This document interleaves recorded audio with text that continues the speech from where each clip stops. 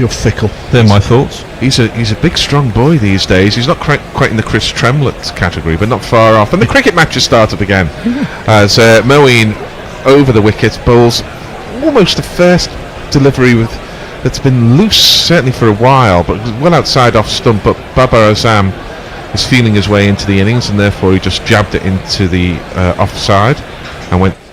And welcome back. I don't know where my erstwhile colleagues are. They're supposed to be here, but they're not.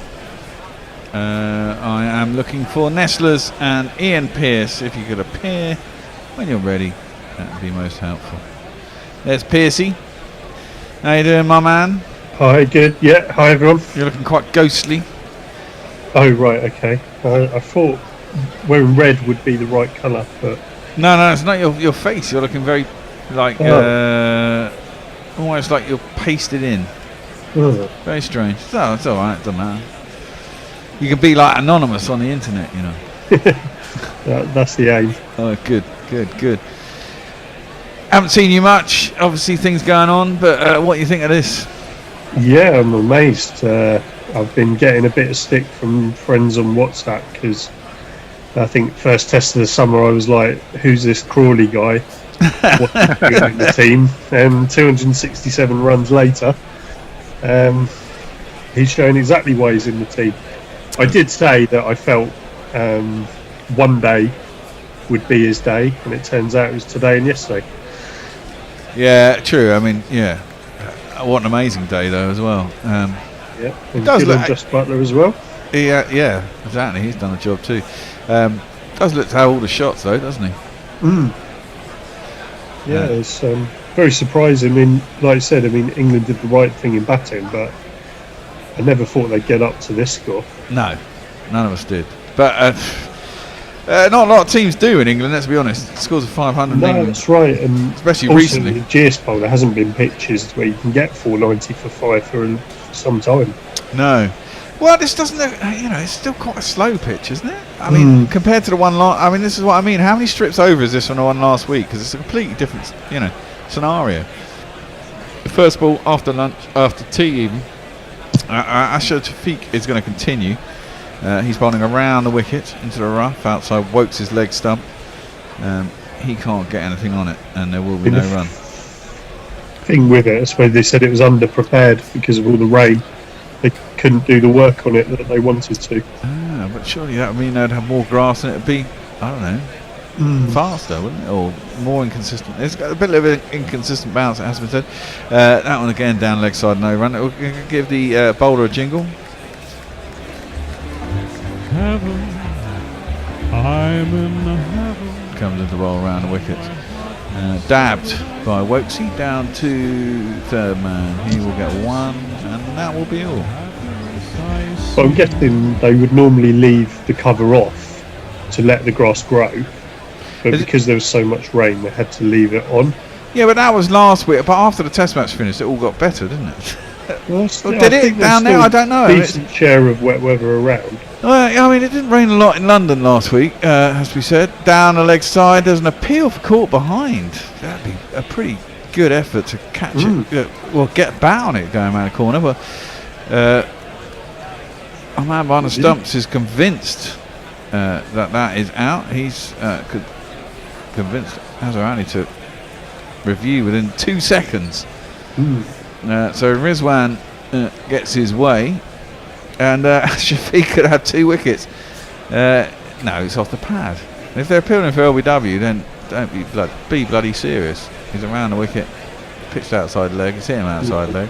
Bat nowhere near. The bat is absolutely nowhere near it. Yeah, that's all pad. That's what they've heard. Rizwan was convinced by that. But it's not out. Wokesy will get to continue. What was that, Butler? That was Josh Butler, wasn't it? I think. 491 for 5, England. I was just listening over the... it was Butler face, 140 he's on. Plays that back to the bowlers now. Over T, Strauss, he was reckoning they want 20-25 overs back at Pakistan. It only gives them another 9 overs if they want that. I'm not sure they want that many tonight. I mean, I want it to go right, obviously, but I'd be surprised. There's 33 overs left. 2 for the change of innings, 31. You want all your bowlers to have 1 spell each? Full throttle, 4 or 5 overs? Max 20 overs, isn't it? Yeah.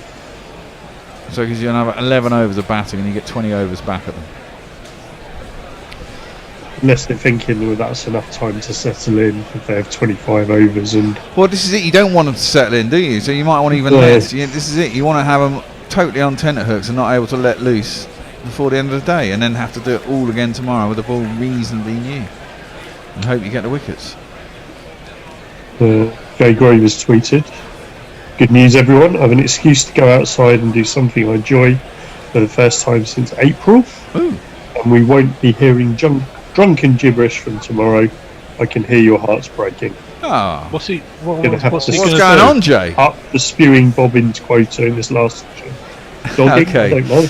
Driven airily and sweetly by Wokes, carrying on from where he left off in the last game. Driven on the up through cover, all the way down to the boundary, and it's going to be 4 runs. It's me, Sanshi. It's me, Sanshi.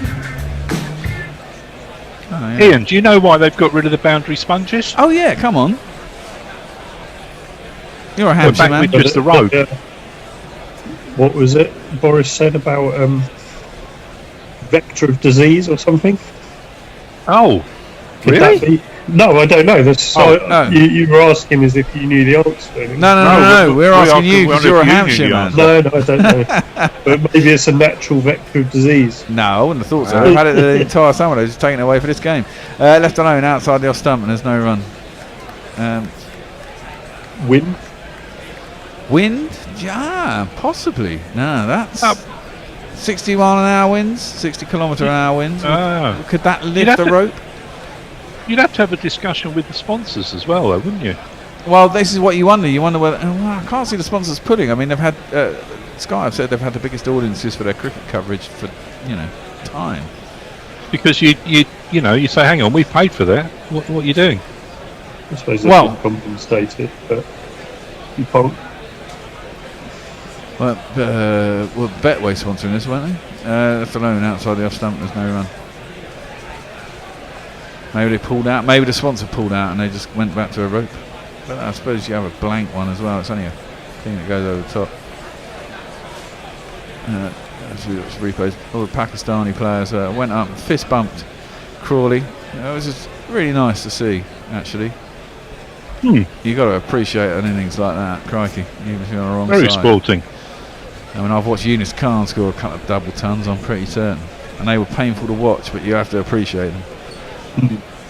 Shaheen Afridi is going to continue over the wicket to Wokesy, who lets that through to the keeper. There's no run. We haven't any jingles for players, so I'm gonna play some. Shaheen Afridi is bowling. It's always time for Shaheen Afridi. No, not that other guy, that Shaheen. It's always time for Shaheen Afridi. No, not that other guy. He used to find the ball. Shaheen Afridi. Shaheen Afridi. And here comes the bowl again. He's up to the crease, bowls, and lovely shot. Absolutely bulleted through the offside, full of length, and Wokes plays it very classically, and he classically drove that through the covers. That's a cover drive, and it's 4 runs.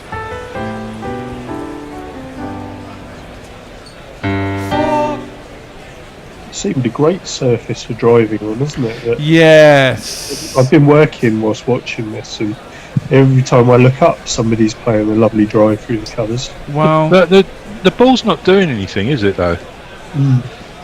at times it So swung a it bit. seems. At times it swung a bit. I mean, that's the odd thing. I mean, the conditions yesterday at times seemed pretty much the same as. And I suppose the wind yesterday was a lot. It was quite still last week, but quite humid whilst being pretty rainy, and maybe that was why it was swinging so much. But the pitch seemed a lot livelier as well. I mean, it seemed to go through at decent pace last week. But the I was first test against the Windies, it didn't. And this one seems more like the first game we played against the Windies. This pitch, to be fair. Yeah, I suppose possibly some of these pitches get used in the ODIs. Yeah, possibly. Wow. That's Strapple. That's a genuine Strapple by Wokes. Just stands up, pulls it, but pulls it straight back past a ducking umpire down to long on. And he's going to get 4 runs.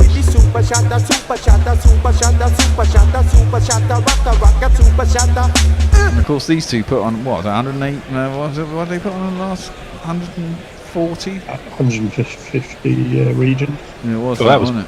That was brutal. That was quite brutal. England have the measure here. And it's going to be quite dispirited. I mean, this is it. England have now got to grind Pakistan into the dust mentally. And hope that takes a few early wickets. And if it does...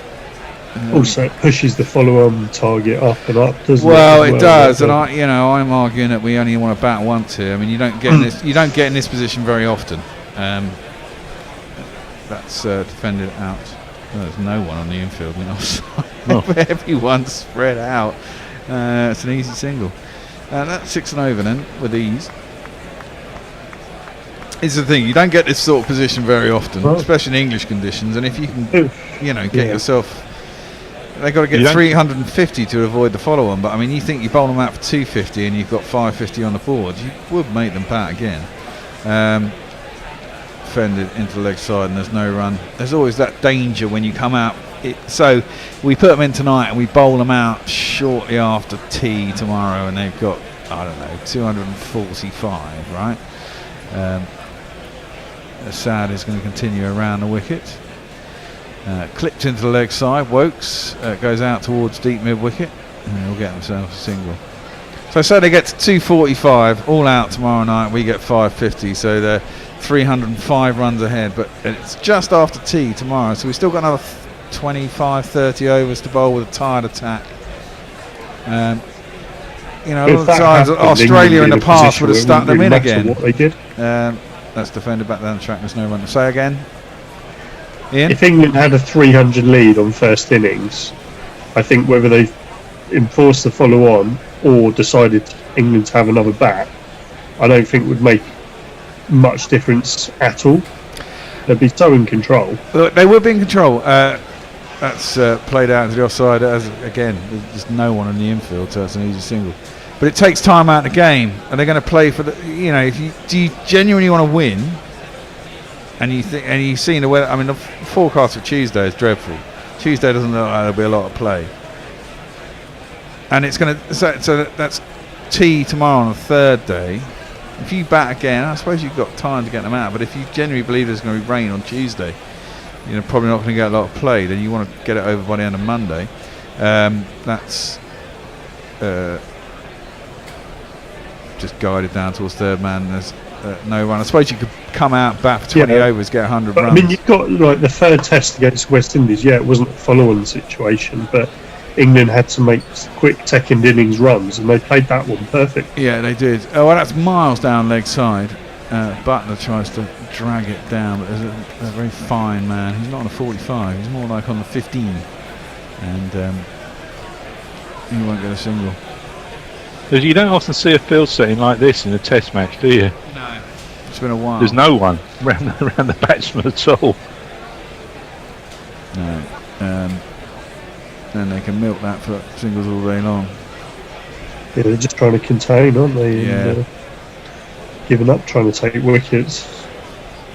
It seems. Joe Grover, anything that stops Norcroft saying Sporange in his proper fucking creepy manner is all right with me. Just referring to the boundary sponges that have gone. Oh, is that what he calls them? Sporange. Yeah, I can imagine that from Norcroft. Oh, well. He's in the bubble somewhere. Are they going back to Old Trafford for some of these ODIs and T20s? Or would it be a different team? Well, it's going to be a different team, yes. But I know it'd be a different England team, but I mean, commentary teams. Well, this is what I mean. I can't remember someone. I saw Foxy Fowler the other day, and he was saying he was in the bubble, and I don't know if he's doing this test. I don't think he is. He was at Old Trafford. for the West Indies test, so he might have remained up there, I suppose. Sounds quite hellish being in the bubble, to be honest. Yeah. Shaheen Afridi is up to the crease, bowls short, and kind of short arm pull by Wokes, but he's on it pretty too early. Plays it back to the bowl, there's no run. Pulls on the I've shot. stayed in the hotel here a few days for a few times and been cricket on, but if you're a player and where it's you effectively live and work for 2-3 weeks, and I don't think that'd be much fun at all. No, not at all. Well, yeah, we were doing the commentary a lot of the World Cup last year. It was all in that hotel. They pretty much took out the whole thing. Top 2 floors, anyway. Big swing, a bit of a ding by Wokes. I think top edge. It's gone over the top of the keeper, raced down to behind him where a fly slip would be, but isn't. And it's going to be 4 more runs. 2 + 2 is our man. 2 + 2 is our man. Thing is, at least when you were doing that commentary, Bear, you could go out. Yes, well, you could go outside, exactly that. But I mean, the hotel's quite nice, but you can imagine being stuck in there. After a couple of weeks. I mean, they can't even go to the local shop, can they? No. There's a lot of sort of walking area around there. I mean, it's kind of in the middle of nowhere, isn't it? Apart from that shopping centre with Sainsbury's and all that nonsense where you have to try and get past to get in there. It's just that bloody nightmare when there's actually something going on with lots of people going, and it took us an hour to get in when we were doing one of the games down there. Ridiculous. Tweet from Ravi, the heavy roller. Wow, a day full of lectures at business school, and no one was kind enough to tell me the score. Brilliant knock from young Crawley. Indeed. Well, Wokes is on 21. England on 512 for 5. I don't say that very often on the England side. So snapped his wrists at that, pulled it quite straight out to wide mid-on. It's like a bunt almost. And he doesn't get a run. Just like he passed it to him. Yeah. They look very tired in the field, Pakistan. Jay Grover says he's been reading a lot of Portuguese imperial history. This is no time to be fidalgos. Grind them into the dust. And I'm the most antisocial bastard in the world, and even I am getting excited to leave my flat on Tuesday, and I love my flat. Well, yeah. Well, Shaheen's around the wicket and pulled by Wokes into the He seems ground. to be goes stuck square. playing that shot at the moment. Well, he's bowling everything short, isn't he? He's just sort of like, no follow through. No. Is the ball stopping, or are they sort of trying a slower ball or something? It doesn't like look like it. that? Is there a Grand Prix this weekend, Nestlers? No, this is a break next weekend. Okay. Where are they going to next? Is it Italy, I think it may be? It's the whole season in Europe. Yeah, they can't go to landmass of Europe because they're going to Sochi. Okay, which is Russia. Yeah. Shaheen Afridi over the wicket to Butler, and he lets that pass us outside. Is it off stump? Through the keeper, no run, 2 balls left in the over.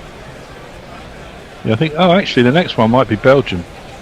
Yeah, I think it is. It's normally Belgium late August, isn't it? Yeah, and then the Grand Prix Primo d'Italia. 2 circuits in Italy which they haven't used before. They suited for a Ferrari.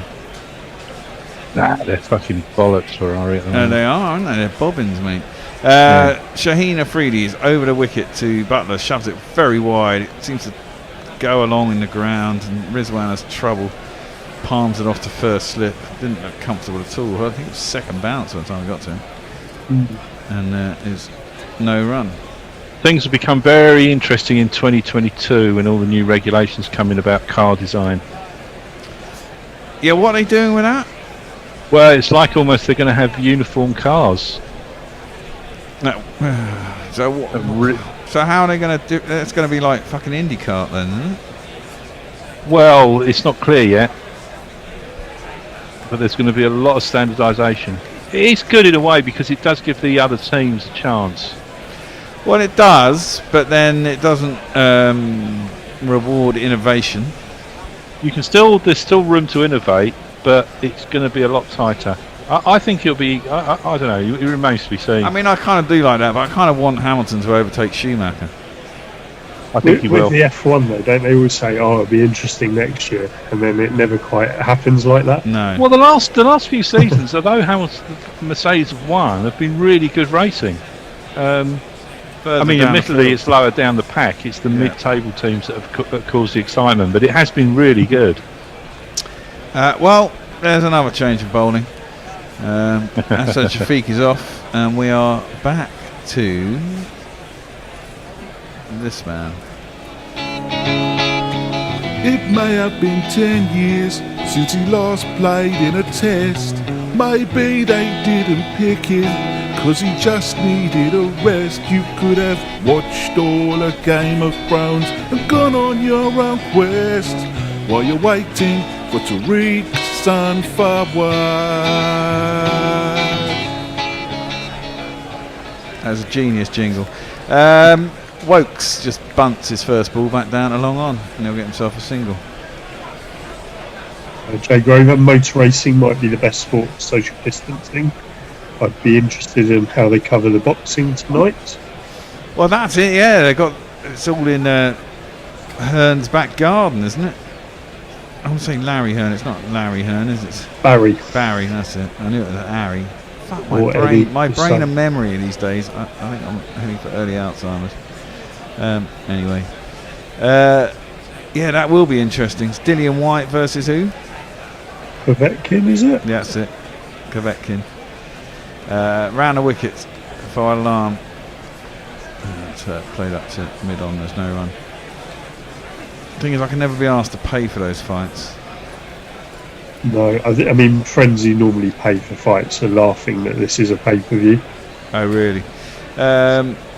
Let's defend out on the offside. There's no run. I don't see why they shouldn't be able to do the proper training. They've been there for a while. If they're two proper cut title contenders, why not? You know. It's defended into the offside by Butler. Wide enough for cover, and there's no run. I mean, the thing is, I mean, it's sports that thrive without crowds and sports that don't. Football's done okay, but it's a very different sort of beast, isn't it, without crowds? But would you say that, like, you know, sport in a way became a TV show a long time ago? It did, but it And shows up. Kind of, Yeah, this is just the natural progression in some ways. Well, it is, and I agree, and that's very much the case, as that's defended back down the track and there's no run. I mean, I do find that I prefer watching sport on telly than being at a live thing, because I like all the replays and all that kind of stuff.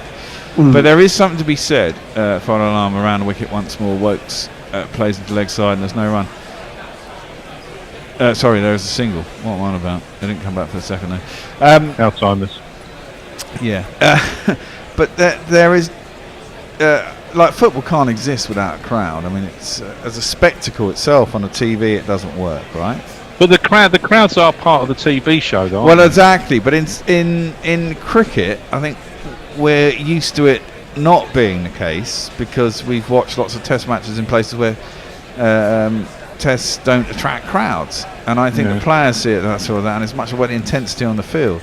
Whereas you're right, with football, you're used to seeing the crowd and the crowd going mental when goals scored, and you hear the volume through the TV and all that.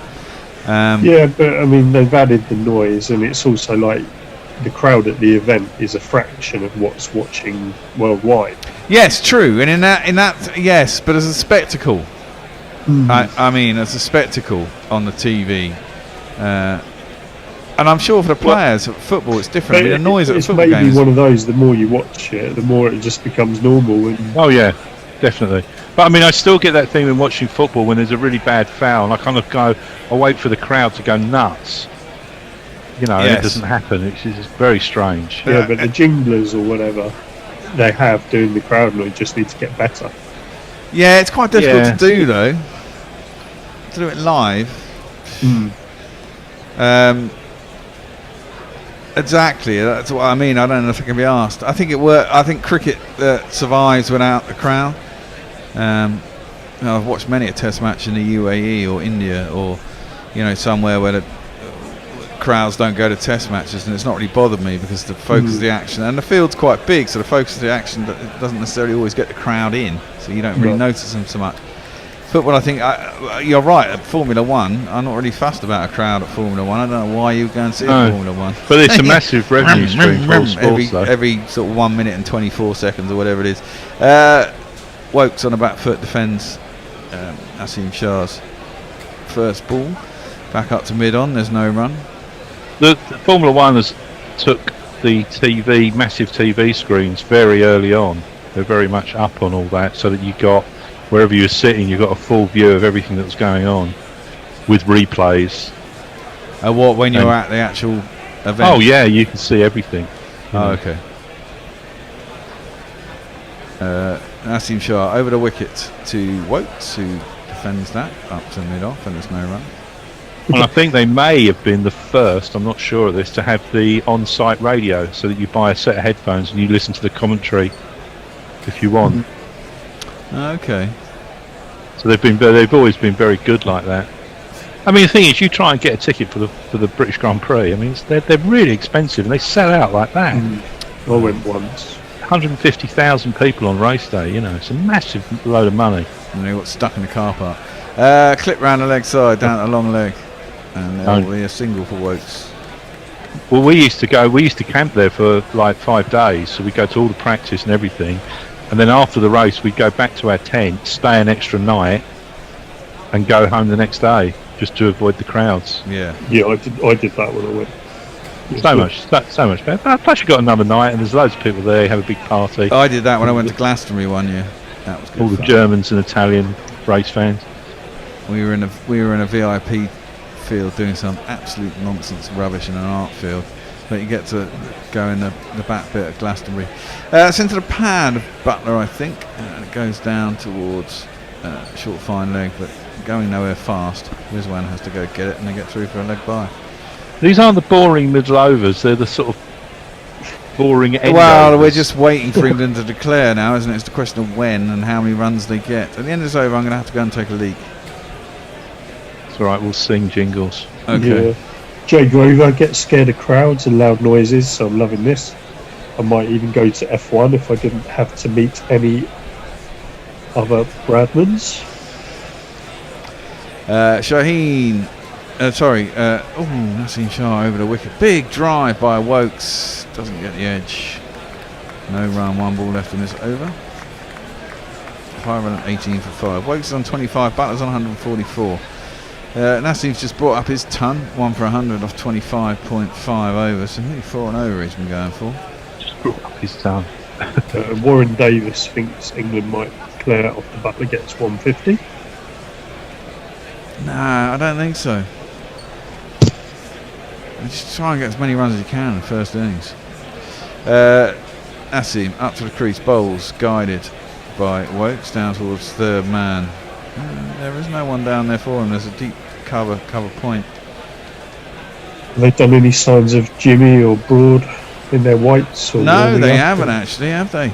And that was that a single? 2. I think it was 2. That was 2. Butler remains on strike. Right, I'm going to the blue. Amen. Scissor Phil. Any tweets, Ian? No, just up to date with Warren Davis. I'm doing it on my own phone, so if I've muted or blocked you, then I won't be seeing your tweets. So, oh well. Apologies to anyone that I might have muted or blocked, but they probably deserved it. Probably. Yeah, well, I mean, I don't know. England need to. England don't need to do anything, I suppose. But I mean, it'd be nice to see them thrash out a bit. Butler's obviously. Is he thinking about himself a bit, or is he?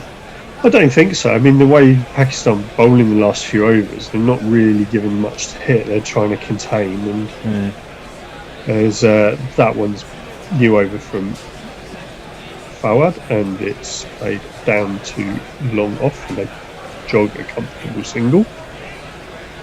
I wonder if Wokes has come out with the message, you know, what the number is, and they're just ticking over till they get there. Yeah, possibly. Yeah, 27 not out, so whereas he's faced 34 balls, so Yeah, he's tackling along nicely. yeah, he's doing all right. So yeah, anyway, it's forward to bowl, and Wokes just strikes that one down the gale past the umpire, and it goes to long on, and there's another jogged single. I'm back. No, welcome back. Was that the agreed single? It was the agreed single. Jay Grover, even if Nick Cave and Half Man Half Biscuit were playing as a support act for Chopin, Glastonbury sounds like their own personal hell. Oh, no, that's not true. Defended square on the offside, and there's no. So I went once, I think it was 86, 85, I think, because Echo and the Bunnymen were playing, but they were doing a covers set, and they weren't playing it anywhere else apart from the fucking Shetland Islands. So, and it was like the bloody Somme, but we got let in through the old fence by these sort of scousers for a fiver. I've never paid to go to Glastonbury. Not well, certainly not full price. Oh, beats the outside edge for an alarm. Left arm around the wicket. Pops it in the right spot just outside Wokes' off stump. He props forward. It turns a little bit. But it was raining, and it wasn't corporate back then. It was fucking awful. We only stayed for the Bunnymen and then went home. Yeah, that's fair enough. A forward alarm, bowls very wide on the crease, and it's defended by Wokes back down the track. There's no run. I first went in 1990. 5 years after I went. 1999 I went. The Orb were playing. That's driven back down the track. There's no run. In fact, we dropped some acid, went through the fence, and came up just as the Orb were playing. We got in there about 11 o'clock on that night. Spit the Dog. My sister has a camping site in Crowton near Silverstone. I'm on a percentage. Nice. Grover likes camping on my own with several books, somewhere beautiful, and recommends Uganda. Oh, yes, very nice. Ooh. Except you might get eaten by a lion. Well, yeah, I went to Glastonbury in '99, and the thing with it, so I enjoyed it, but I always felt the bands that were on in '99 weren't very good.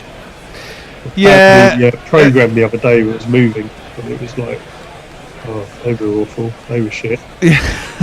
Defended the onside, and there's no one. There's a lot of bad bands, and actually, it never ends up being about the bands. It's not almost about the experience. And I always found the one year I remember was this terrible. I managed to be the sound engineer for a bunch of mates, or a bunch of stoners, and they were doing a play called Peter Pandrogynous, which is absolute bollocks. And there was only one mic, so I didn't have to be a sound man. I was spammed the whole time. But we got there on a Wednesday and left on the Monday. It was a really sunny year. But we were camped behind the jazz stage, and the jazz stage was brilliant. You could go out there. There was hardly anyone there, so you could just sit there all day and get, toke away and drink and do whatever you wanted to do. Driven really nicely by Butler, out past cover. Azarali's chasing it down. He's given up. It's gone all the way down to the boundary. It's going to be 4 runs. 150. 150. Well done. I know people who go to Glastonbury and don't ever go to the pyramid stage. They swear by all the other stages and they stay away from the main arena. Well, yeah. See, in these days as well, the sound systems to go all night. You got to remember it was kind of shortly after the summer of '89, so you'd have some bumping sound systems, and they were basically the places that sold T-shirts turned to these wicked sound systems, and they go on all night. And it all changed after because the Travellers used to get access free by what's his name who runs it. They used to have a field at the back. Yeah. Naseem Shah is up, and it's clipped nicely by Wokes straight up to mid-on. They go through for the quick single, and basically the year, I think it was probably 92 or 93, there was too many people there, and the Travellers just basically ripped down a fence right at the top of one of the paddocks where everyone was camping because they weren't being let in, and they just basically knocked the fence down and came in, and there was like 30,000 too many people for the site, and it was mayhem. And that was it. And then a year after they cancelled it, and that's when they had the double skin fence, and I've never been since then because you couldn't get over it and pay nothing to get in. That's all Jemima's in their Hunter Wellies now. Well, and that's and the longer it's gone on, the more corporate it's got. Yeah. Nassim Shah is over the wicket, short, and short arm pull nicely by Wokes. It's gone out to deep mid wicket. It'll be just the single. I mean, it's a good thing. I like watching it on the BBC when it's on. It's sort of like a yearly kind of event. Quite enjoy just not being there, but still watching it. I kind of miss it when I watch it on the telly. Yeah, I always think, I'd love to go one more time to it, and then I can never be asked to get organised, because the year we went, it was something like £80 for a ticket, which was a reasonable amount of money then, but not excessive, and we bought the ticket about a month before it happened. Yeah, now you can't, if you don't buy it within about 2 seconds of them going online, you ain't going to get one, are you? That's nicely driven out to the cover boundary for a single. Now you've got to decide about 9 months before, and it's about £250. Yeah, exactly. They've certainly got it sewn up. Plus, I wouldn't want to go and sleep in a tent with the proles. No, I can't do that shit no more. I went on a stag do to Secret Garden party, and we were in the VIP bit, which had a cafe, showers, and we were in a 26-person yurt. And that was all right, man. You could just chill there for half the day and there was no one around, and then you just wander off into the mayhem when you wanted to. Driven by Wokes up to wide mid-off, and there ain't no run. And that ends 144th over. Oh, sorry there. Go for it. Stage is now set for a spectacular batting failure by Pakistan. And Jay Grover, to be fair, that sounds all right. No lions in Uganda. The Tanzanian army killed them all. Thankfully, they didn't get to the sea otters.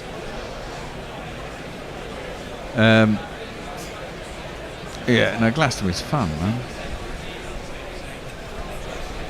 But you used to, as well, when I first went, you could literally park in the roads outside. I remember the first time I went, I left my car in a lane about 200 yards from one entrance for 2 days. We don't have a chance of that now. I've been towed in about 5 minutes. Bing!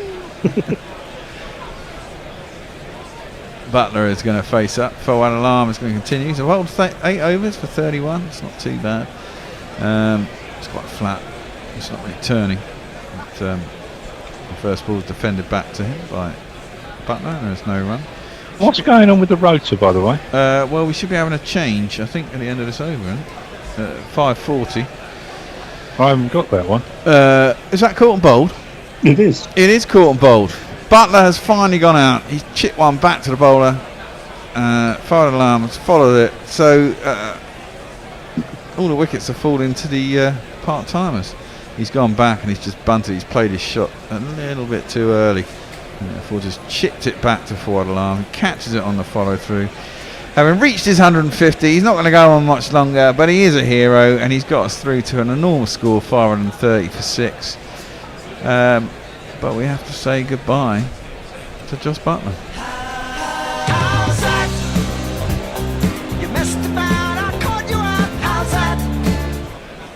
Well, the naysayers will be quiet for a bit. Yeah, that they will. But Tom M, when was the last time England grounded a opponent to the dirt like this? Feels a long time. Yeah. Jay Grover, how many stag do's have you been to there? Oh, probably about 10. Quite a lot. Most of them. I went a stag do to Pamplona in northern Spain. That was mayhem. Well, the bull run. Yeah. I didn't do the bull run. Bull run was always first thing in the morning, and funnily enough, we were always up to about 5 in the morning. A couple of people went after being up all night, and it was very messy. Went to a bullfight. That was fucking wrong, man. Just so rigged. This is not fun. That's horrible. As soon as you just find yourself willing the bull to do the business. Yeah. And as soon as it is doing the business, they come and stab it a few times to weaken it so that it can't do the business. It's just like, man, it's cruel and mean and evil. Right, we have a new batsman, Don Best. Oh, this might be all he gets to do in this test. Who knows? Let's give him a jingle.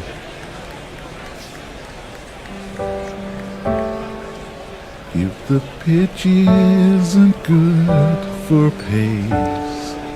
Get this lad on his bowling's ace. But if you need someone who backs, you should just save Dom Best for last. Oh yeah. First ball just plays out leg side, no run. Do you know that Butler's top test score is now higher than his top ODI score? Ah. No. Driven by Best straight to cover, and there's no run. He's on a hiding to nothing here, isn't he? He could get a quick 40 and no one's going to give a shit. And he could get out for bugger all and no one's going to give a shit either, but he'll feel under pressure, no doubt. That's on the back foot, driven out to cover, and there's no run. Hasn't really got time to play himself in. Derek Willis sending broad to knock it around, question mark. Wouldn't be surprised if he comes out to bat. That's flat and fast and outside off stump, guided by Best out past point, and he's going to get himself a couple. His cover has to come round from fairly in front of square to field behind, and they'll get back for 2. Best gets off the mark with a double, and Pakistan went out for 145 overs, 15 overs till a second new ball. Don't think we'll quite get there. It's 5:40. We should be having a change, and it should be Tony, Annie and Ian. There they are. We're getting really efficient at this shit. He's gone, Annie. He's gone. Who's gone? Oh, Butler. Oh, yeah. Wasn't he brilliant? You're over him now. Yeah.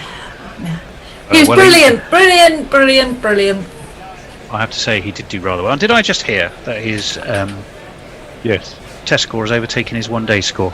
Yeah, Yep. he's a red ball player, you see. He's a red ball player. You heard it from Annie Chave, the queen of county cricket matters, amongst other things.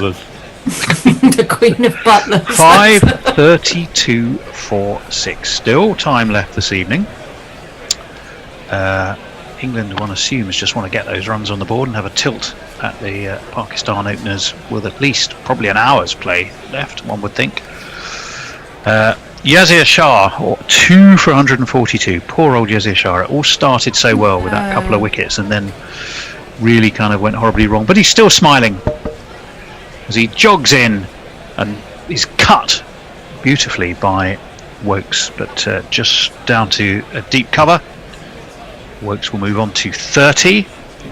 Dom Bess, another Somerset love for Annie to concentrate on. Exeter boy, in fact. What is he? By Jove, he is Well, indeed. he played for Exeter. He played for Sidmouth mostly, but yeah. He's indeed from Exeter. You're absolutely right. Mm-hmm. And he is on a bit of a hiding to nothing here, poor lad. Ian Pearce, I can see, who's in a strange sort of shadow. He doesn't look like? real.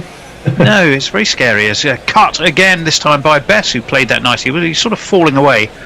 Again, it's down to that man at deep cover. Ian, what have you done to yourself? You look like a cartoon. I think it could be just the where I'm sitting, and there's a big open window not far behind, so it's probably washing me out. You're like one of those mafia documentaries where they've obliterated the face of the person they're interviewing. With the laptop and my blind and see if we can. Oh, you have actually got a colour on. In comes Yazir Shah, beats the outside edge of a forward thrust by Wokes. Slapped into the gloves of Rizwan. No, not much. You're still the strange grey man. Not to worry. It will have to do. We have your audio skills. You look a bit like something from Roger Rabbit. Cut again, but cut. Stroll, well, actually, no, cut through cover. And they'll take 1, they'll come back for 2. So Wokes will move on to 32. Good, lively running, and I suspect a bit of shaky fielding. We're going to have another look at that. Oh dear. Oh dear, it was a nutmeg. It nutmegged the man at cover for no better reason than he's probably just exhausted after 2 days, less a couple of rain breaks in the field. Wokes has certainly come out like he left off, hasn't he? Well, hasn't he just? Hasn't he just? He's well, we were saying in a number of conversations today, I will just hold that thought while Yazir Shah skips in. Wokes is forward. And if you're England, you want a seam bowling all rounder, you've got Ben Stokes, you've got Chris Wokes, and you've got Sam Curran. At least those three. Whereas Pakistan seem somewhat deficient in that particular area, and that has cost them, I think. On to the back foot goes Wokes, and this is steered down to wide mid-off. Easiest of They are singles. a relatively young and inexperienced side, aren't they? Well, they are, and you just feel to a certain extent that, with the conditions in their favour, they'd be on the up. Yeah. And you could easily see them rolling aside with that bowling attack. But what we were saying with Fawad earlier is that tending to run out of a little bit of ideas when things aren't going their way, and that possibly is a sign of their inexperience. Yeah, definitely. How was your wedding, by the way, Tony? The wedding I was attending was beautiful. Was it? Yes, albeit virtually. The bride looked an absolute picture. She was lovely. The groom looked handsome. That's very nice. That's all that matters, isn't it? Very nice indeed. Fawad Alam. Did you have a glass of bubbly? Remotely, no, I didn't. Oh. Neither was a confetti thrown or the bouquet thrown in my direction through the internet. That was played forward by Wokes off the bowling of Fawad Alam. There was no run. 5:37 for 6 England. And, I'm just laughing at Ian. He does look. You do look really odd. It is like I say. It's one of those documentaries where they obscure the face of the villain being interviewed. As this is pushed away to mid wicket, they'll take another. Oh, did they reject the run there, Ian? I think they did. They did. They did take a single. It was the second that they must have. I wonder if decided it's against the reflection from the underside of my hat, because that's like silver. But I don't think so. I don't think it would take over your whole body, would it? But I don't want to remove my hat because I've got. Well, I haven't seen you for a while, so maybe you have just turned grey. Oh, see. As forward comes Wokes, steers this away through point. They take one. They won't take two. So your solution to not letting us see your hair is to obscure all of you. Isn't that a bit of a sledgehammer to crack a nut? In more ways than one. Well, I mean, the not seeing all of me seems to be a side effect. Why not take all of me? You took the part that once was my heart. So why not cleaning take my all of camera me? works? It's what? I'm sorry. See if Disappeared again. What's he doing? This is cleaning bizarre. my camera makes a difference. Oh, he's cleaning his camera. Okay, Fawad Alam again around the wicket. Nicely forward comes. It's quite ghostly, actually, Pushes isn't it? to mid wicket. Yes, he does look rather ghostly. Actually, I've just spotted a setting that I could change that might work. You're hearing it all first and live here, folks. Ian Pearson, his camera, as that one is on the drive, evades the man at extra cover, goes down, or short extra cover, and away down to deep extra cover. And yes, Shah is still laughing. There you are. You see, that was almost a maternal. That was a bless. You might just as well have added bless him at the end of that little sigh. I really like players that play with a smile, though. Well, he does. And to be fair, poor lad, he's not had a lot to smile about. In comes Fawad Alam again, who collides with Dom Bess. They sort of apologise to one another. We have some hot mic messages. Have we? Because I haven't been able to get on that. So, Bear, are you able to avail us of those? I can't remember who's doing what actually. I'm doing tweets and stuff, but I went on to Hot Mic earlier and I couldn't get on there. We are on there. We've had Warren, who said, or at T, that was a long time ago. Brian Cusack says, hello from Beer Festival at the Black Prince in Northampton. Hello to you. Oh, and he also says, getting a beer in before we're forced to lock down. What score for declaration? Will England be conservative or be content with a draw? Sinking's returned. Sinking has returned. 580. 580, you reckon? Yeah. I was thinking 550 early on. I still think 550, really. You want to get Pakistan in, don't you? One slip in place, and this one is driven by Dom Bess, driven straight to cover. So there's no run. Another two. I mean, key thing here. Sorry, Ian. play could go on to as late as 7:30 tonight. I believe so. No, till 7, isn't it? In theory, 7. But yeah, we have normally had 7, but today's 7:30, I think, for some reason. With the extra half hour, they can go till 7:30. Yeah, that's what we thought. So maybe they just, they want only an hour in the field, perhaps, tonight. Yeah. For Yazir Shah, the still smiling, lustrously coiffured double wicket taker, sadly with also 147 against his name, which I gather he also got a bit of a tonking, didn't he, in 2016 in Roots 250, poor old Yazir. And that was why we had such an interesting discussion this morning with Jack Groom from our stats partner, Total Cricket Analysis, because we were looking at leg spin bowlers who have been deployed perhaps excessively in the first innings of matches, and perhaps not surprisingly, most of those matches didn't end well for the team where that leg spin bowler would bowl a lot of overs on the first day. How's your rally going? Well, let's wait and see. Given plenty of air by Yazir Shah and pushed away into the offside by Dom Bess. We're looking at Waka Yunus, who has a very glum countenance about him, and I'm not surprised. And I think is that Mohammed Rizwan that's down? It is. Oh dear! Now I hope he's all right. He's taken his glove off. The throw came in. Yeah, the throw from Shadab was an absolute shocker. Terrible throw. What was he thinking? He didn't aim it at the stumps. He seemed to throw it really hard, a lot into the ground to the right of the stumps. And poor old Mohammed Rizwan had to dive away to his right. And got it on the end of his finger, didn't he? I suspect he either got the ball or bent his fingers as he went down. Now, if he seriously injured himself there, that would be the most ridiculous thing, and Shadab would need to hang his head in shame because it was a ridiculous throw. So we'll wait and see. For some reason, we're now seeing somebody playing golf. Lord knows why. Are they on there? And the golf course next to the hotel, I expect. Ah, yeah. Are you a golfer, Ian? I can't remember. No, not at all. I own a set of clubs, but I love golf, but I'm not a golfer. I don't have the patience. No, I think you and me are the same on that one. We used to play a lot, fairly averagely. Yes, I think it might have been Shane Warne playing on the local that course. hair. Oh my God. Yeah. What is he doing? It is terrible. Well, we won't know ever, will we, with that disguise that you're... Ian, if your hair looks like that, then keep that bloody hat on.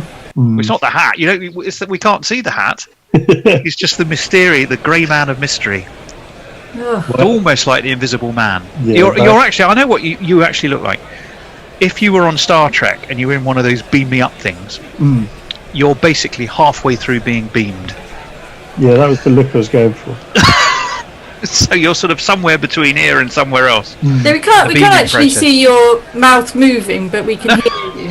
You might as well be on mute. I mean, videoless, really. It's quite scary. It is a little bit better when you lean forward. For next time. But going back to Shane Warne's hair, I mean, what is that man doing? He's trying to look like he's 25 or something, isn't he? It's awful. Absolutely awful. Don't do it. No, well, we had a whole team. You get, don't try to look don't younger. Forget, we had a whole team of weavers. Your Somerset chum, Grubby Howarth. Remember his Weavo Shaughnessy 11 in our Dick Weller Broad Trophy. all players with magnificent hair extensions, weaves, and general replacements for. So who is it? It's Vaughan, obviously. I can't remember. You'll have to ask Grubby. If he's listening, he'll let us know. Bollinger probably won. Who? Doug Bollinger. Yeah, Doug the Rug. Doug the Rug was definitely in there. Graham Gooch. Gooch was in there. Yeah. Gooch was definitely there. Jacques Callis was in there. I recall Jacques Callis was definitely in there. Who else? Can you remember, Bear? Who else did Grubby have in his hair weave 11? Seeing as and he's on. I shall drag it out. Yeah, see what you can find. Yeah, I don't. Where there is a natural break. Now, the reason I suspect there's a natural break and why we're having this conversation is some discomfort to poor Mohammed Yeah, Rizwan, they were definitely doing something to his finger, weren't they? which would be a sad and unnecessary injury to get brought about by a ludicrously poor, sloppy, quite ridiculous piece of fielding, I'm afraid. The last playing 11 for the Weaver Shaughnessy 11 Right. was Gooch, Virender Sehwag, Ravi Bapara, Martin Crowe, Sourav Ganguly, A.B. de Villiers, Ben Stokes, Shane Warne, Darren Goff, Ran Naveed Al Hassan, and Doug Bollinger. There you go. Oh yeah, I forgot Stokesy. Yeah. Yeah, well, there were. I remember thinking at the time when I saw his 11, I thought, hello, there's some there I didn't necessarily expect to be weave wearers. But there we go. dear. We're looking again at that incident. What was Terrible. Rabbit Khan doing? It was just appalling. And now he's holding his arm out with a big smile on his face, like, well, where were you, wicketkeeper? Or like somebody had moved the stumps and not told him when he threw. That's the equivalent of, you know, when a goalkeeper lets a goal in and then stands there waving their arms around all over the place like it's literally everyone else's fault. All the defenders' Except fault. the Yeah. goalkeeper, yeah. Quite crazy. Well, we're seeing close-ups of Joe Root, who looks a bit like Yeah. Ian, actually, in that he's shrouded behind a sort of a net curtain and we can't really see his face. So either Ian or Joe Root is likely to declare England's innings at some Ian, are point. you is what we declaring? behind a net curtain. I'm also watching who's a lovely Somerset girl. playing. They're on 235 for 9. Okay. Is that home or away? Home. Batting first on a home track. Yeah, Well, Bartlett's we all know got what's gonna happen 98. 99. The good news is not that. The good news, the good news is that Mohammed Rizwan is getting his gloves back on. Whatever the magic sponge was seems to have done its job, and Yazir Shah is going to continue bowling to Dom Bess, who won't be there to help Somerset today because he's in the middle at the Rose Bowl, trying to get England to a decent, well, I've got a decent score, a declaration score that Joe Root is happy with. That's just Him the way nor it's Leach inside. There will was no be run. there. This one's flicked nicely around the corner by Bess, who's a long leg, who just throws it in underarm. That's what, Gently. that's what we seem to have reached now from the poor old Pakistan perspective. Is some sloppy fielding. There was a point, and it occurred, I think, sort of just after the revised lunchtime today, perhaps a little bit later than that, where the professionalism, the sharpness, just everything seemed to go out of their game all of a sudden. Forward comes Wokes this time, and it's away into the offside. 5:42 for 6. Yeah, just a couple of, and we've seen it even more so. It's sort of progressed through the afternoon. Yazir Shah was a great example of it, with the nutmeg that we saw. That one is onto the back foot, slapped away through mid-wicket and slapped away for 4 more. So there, we'll have a jingle.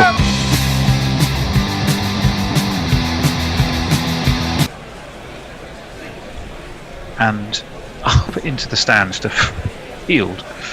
So that's the strange thing with no crowd as well, isn't there? That, you know, the players have to field the ball themselves. Yeah, it's very odd. Can I do some tweets? Please do.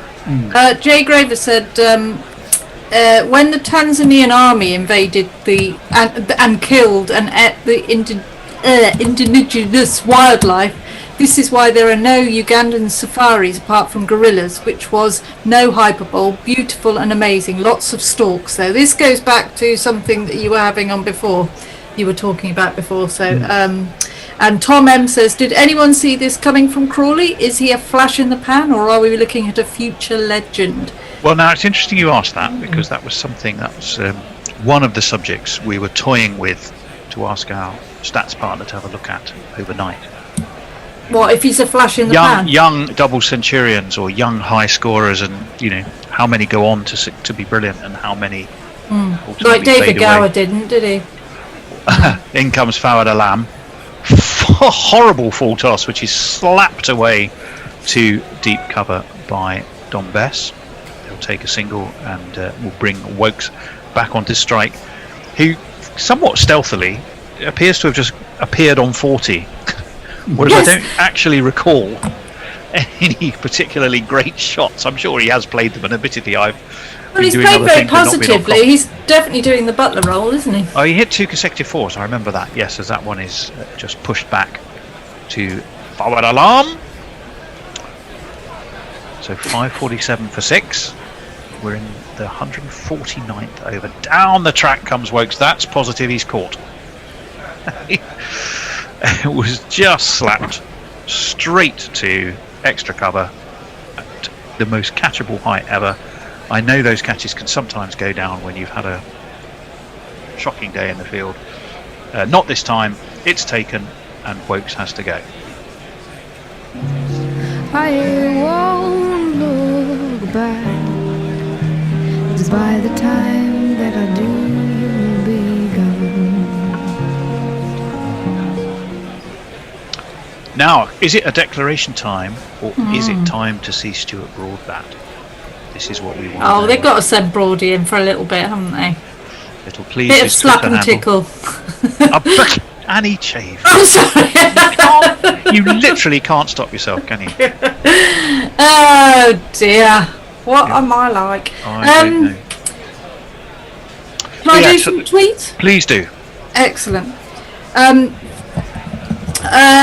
I agree with Tony. This side is pretty evenly matched despite the statistical evidence. Now I have to go and look at Ian because we've been talking about Ian. That's Well, from good luck Jay with Graver. And Jay Graver also says Ian is hiding his singular beer. Is that what you're doing? There is a beer in We've surely the we've office moved at on. the moment, yeah. We've moved on from that, haven't we? That's not the Tom reason. M says I'd love to know the etymology of how a ball between the legs came to be known as a nutmeg. Why not cinnamon? Doesn't sound right, but you're absolutely right. Ian, you're a football man as well as a cricket man. Got any idea of the answer to that one? Doesn't like the nutmeg plant have? It's sort of a bit like an avocado, isn't it? Where it's you've got an outer bit and an inner bit, and somebody's put it through the inner bit. Can it be called an avocado then? Yeah, no, they're similar plants. And nutmeg That's all that's is an explanation. You probably, after that brilliant description, want to hold that thought for a moment, because it has happened, folks. It is none other than this man. Sweep the leg, Brody. Got the best headband around.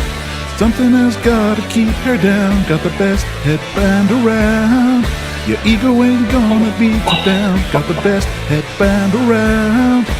Even though your hair is thinning now.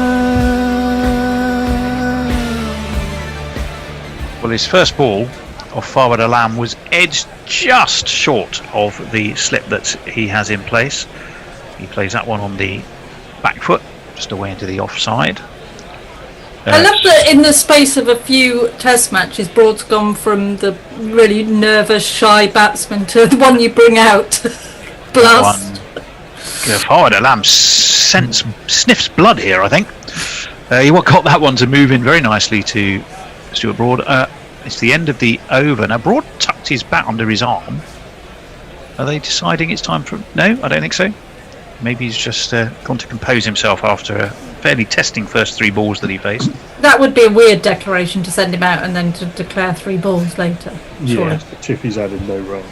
Yazir Shah it was who took the that catch at extra cover to dismiss Woke. So finally something for him to smile about. It's been a long time since he had some cheer, but he has it at least in the shape of that catch. So we have Bess on 6 off 11. Stuart Broad, who's faced 3 searching forward alarm deliveries, yet to get off the mark. You sense it's going to be feast or famine with Broady, don't you? He's going to go all out, or nothing at all will happen. Onto the back foot goes Best this time, facing Yazir Shah. Well, it's why they sent him out, isn't it? But it is interesting because he's really grown in confidence again, which is lovely to see. Yes, to do 10 years ago, was it just whacking? Well, it is very much so. Full and away past point by Bess. I think that's going to make it all the way. There is Yep. a man chasing it. He's not going to get there, and to be honest, he seemed to be jogging rather than sprinting. The bear suddenly had to return from wherever Yeah, he he's got a beer. He's got a beer. In other news, the Pope is Catholic, apparently. I know he's gone again. I think he hadn't quite got his beer.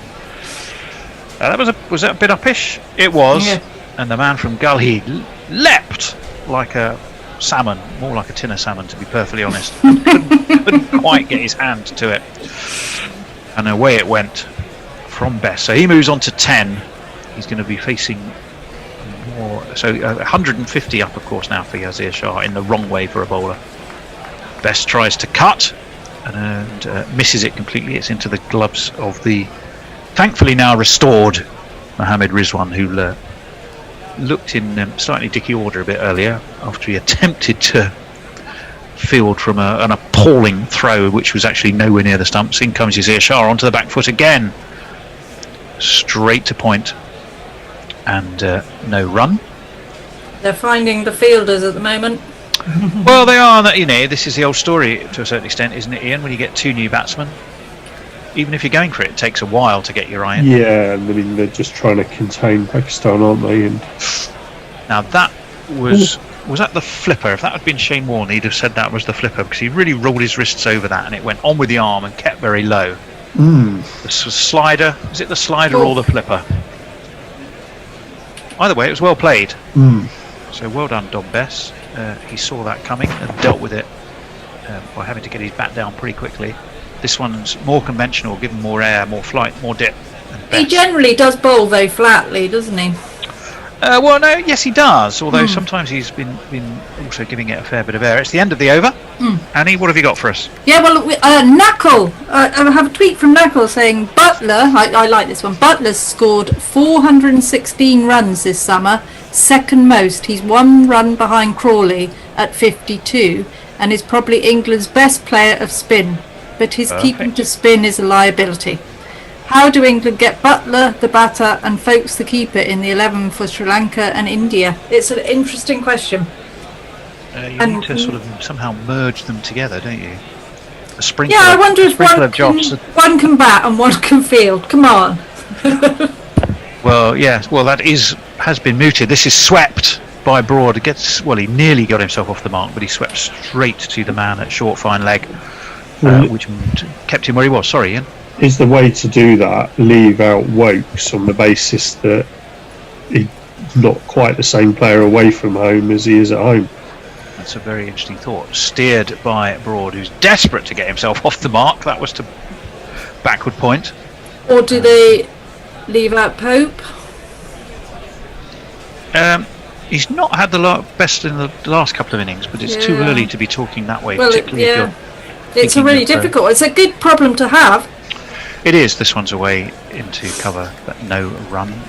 He is a bit cat on a hot tin roofie at the moment, is Stuart Broad. He wants to get himself off the mark, and he sweeps that, and he will get off the mark here. He'll get off the mark with a 4.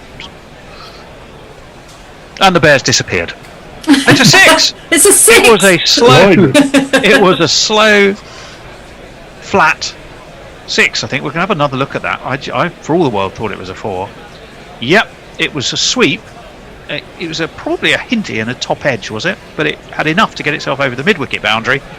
And we would be now celebrating it with a magnificent jingle if the Bear hadn't once more vacated He's pouring himself a beer. He's been on all day, poor, bless him. Well, yes, we have to be tolerant. I think he's more gone to the toilet than got a beer. You reckon? You Yeah. think you've been timing No, an average beer trip to the fridge? I'm sure when we were on the last stint, he had to go to the loo. As this one is aimed at Broad, who is now. He's a man of that age, isn't he?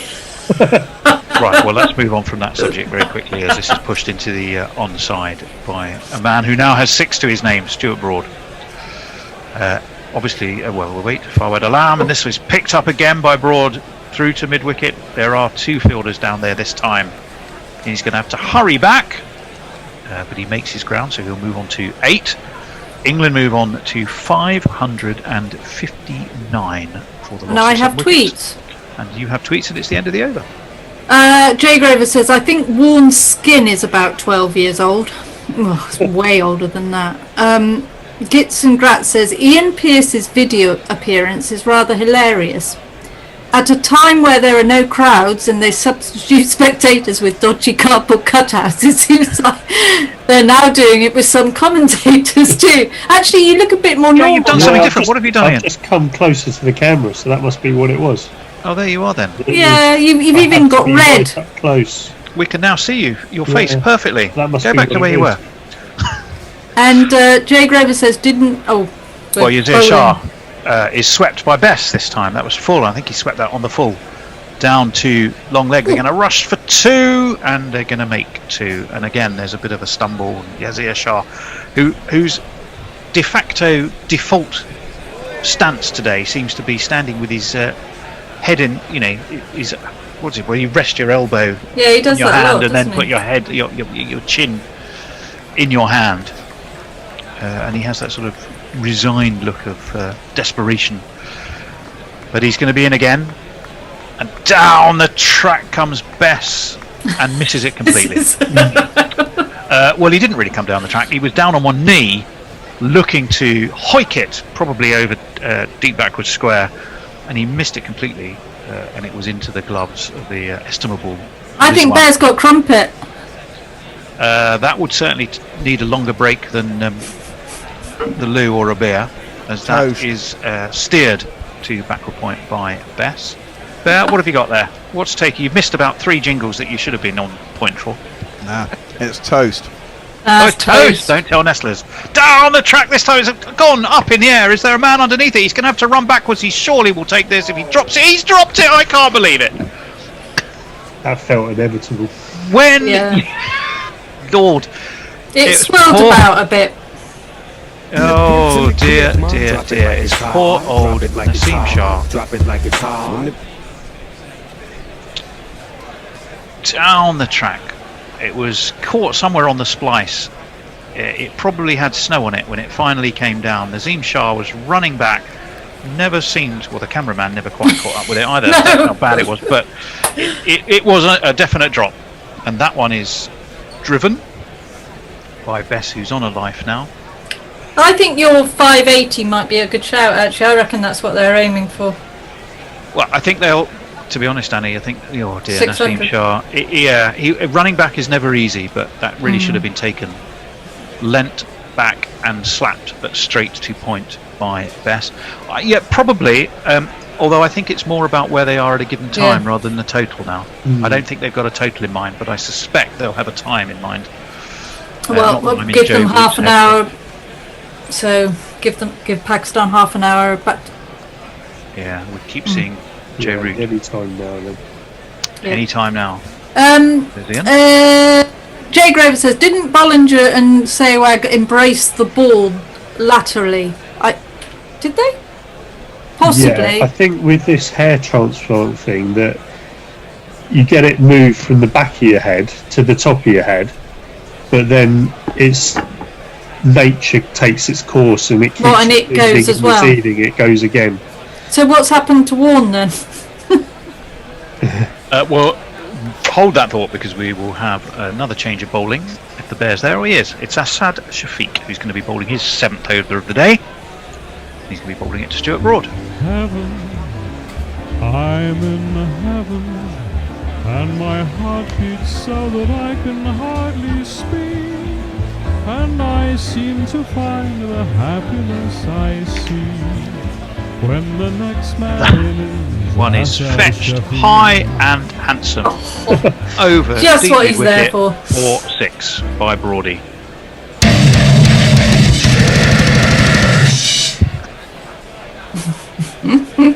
I've just seen Hendo's trying to get in, but his message is a funny one.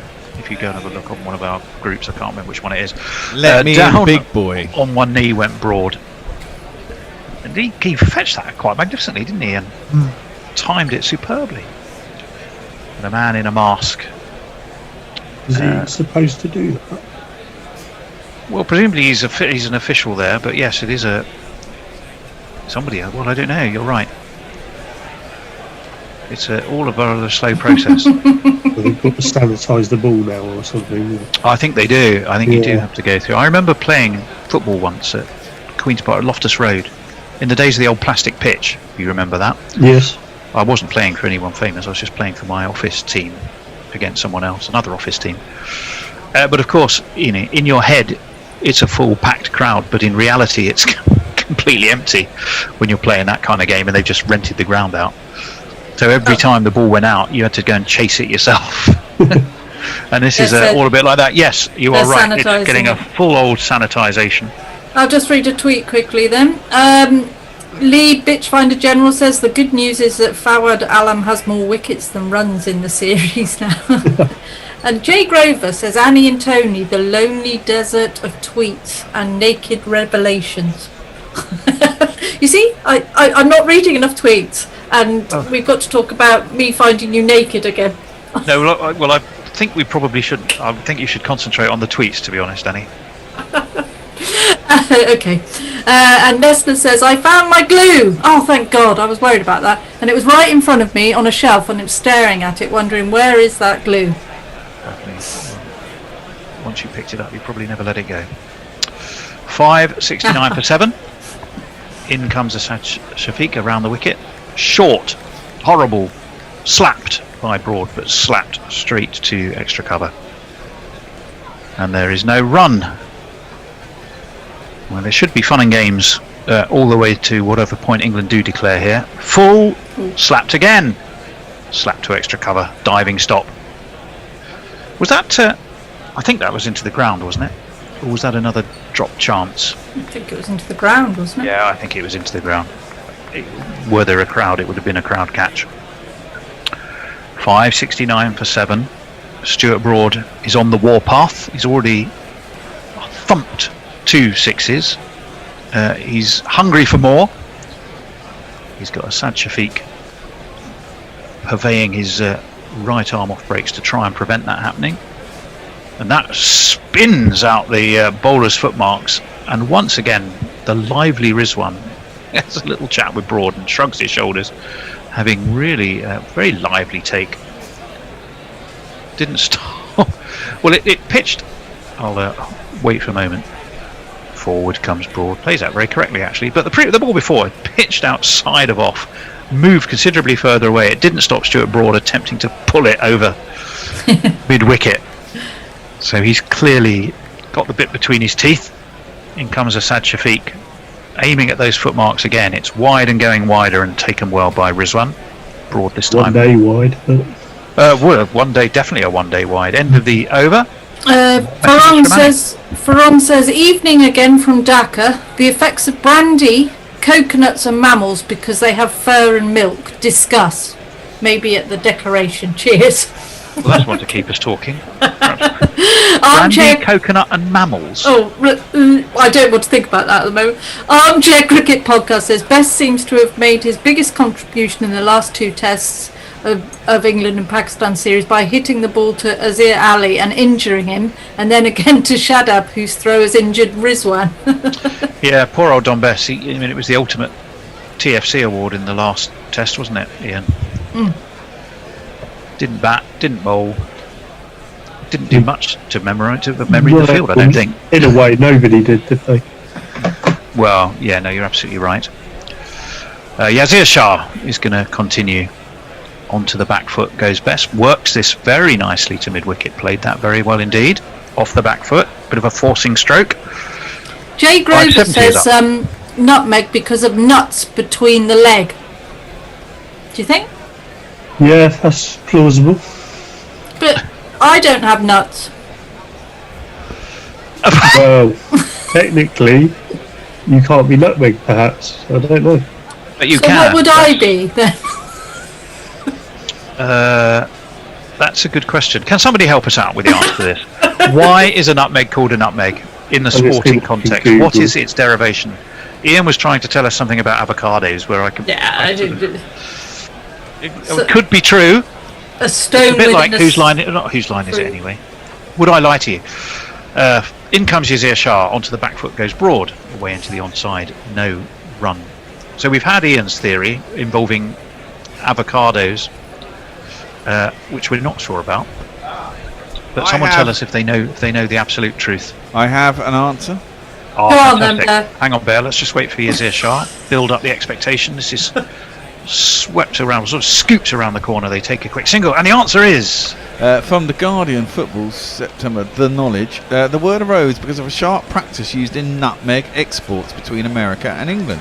Nutmegs were such a valuable commodity that unscrupulous exporters were wont to pull a fast one by mixing a helping of wooden replicas into the sacks being shipped to England. so nothing to do with avocados then. No. Okay. Or nuts. No, I said they look like avocado. Okay. As this one's cut, and I don't think there's a man down there at deep backward point. If there is, he's nowhere near that, and it's 4 more to Don Bess. What? Is that 4? Yes. Sorry. Yes, Bear. 1 2 ka 4 4 2 ka 1. My name is Lakhan. My name is Lakhan. Even that's as curious. I mean, I don't imagine if you were to ask any professional footballer who Why enjoyed completing it's called nutmeg? none of them would give you that answer. I could stake my life on it. Give them plenty of air and hauled over deep mid wicket for 6 more by Don Bess. What a shot!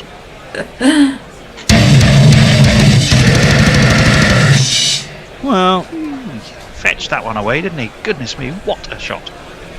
They've been given free rein, haven't they? Well, if not now, whenever.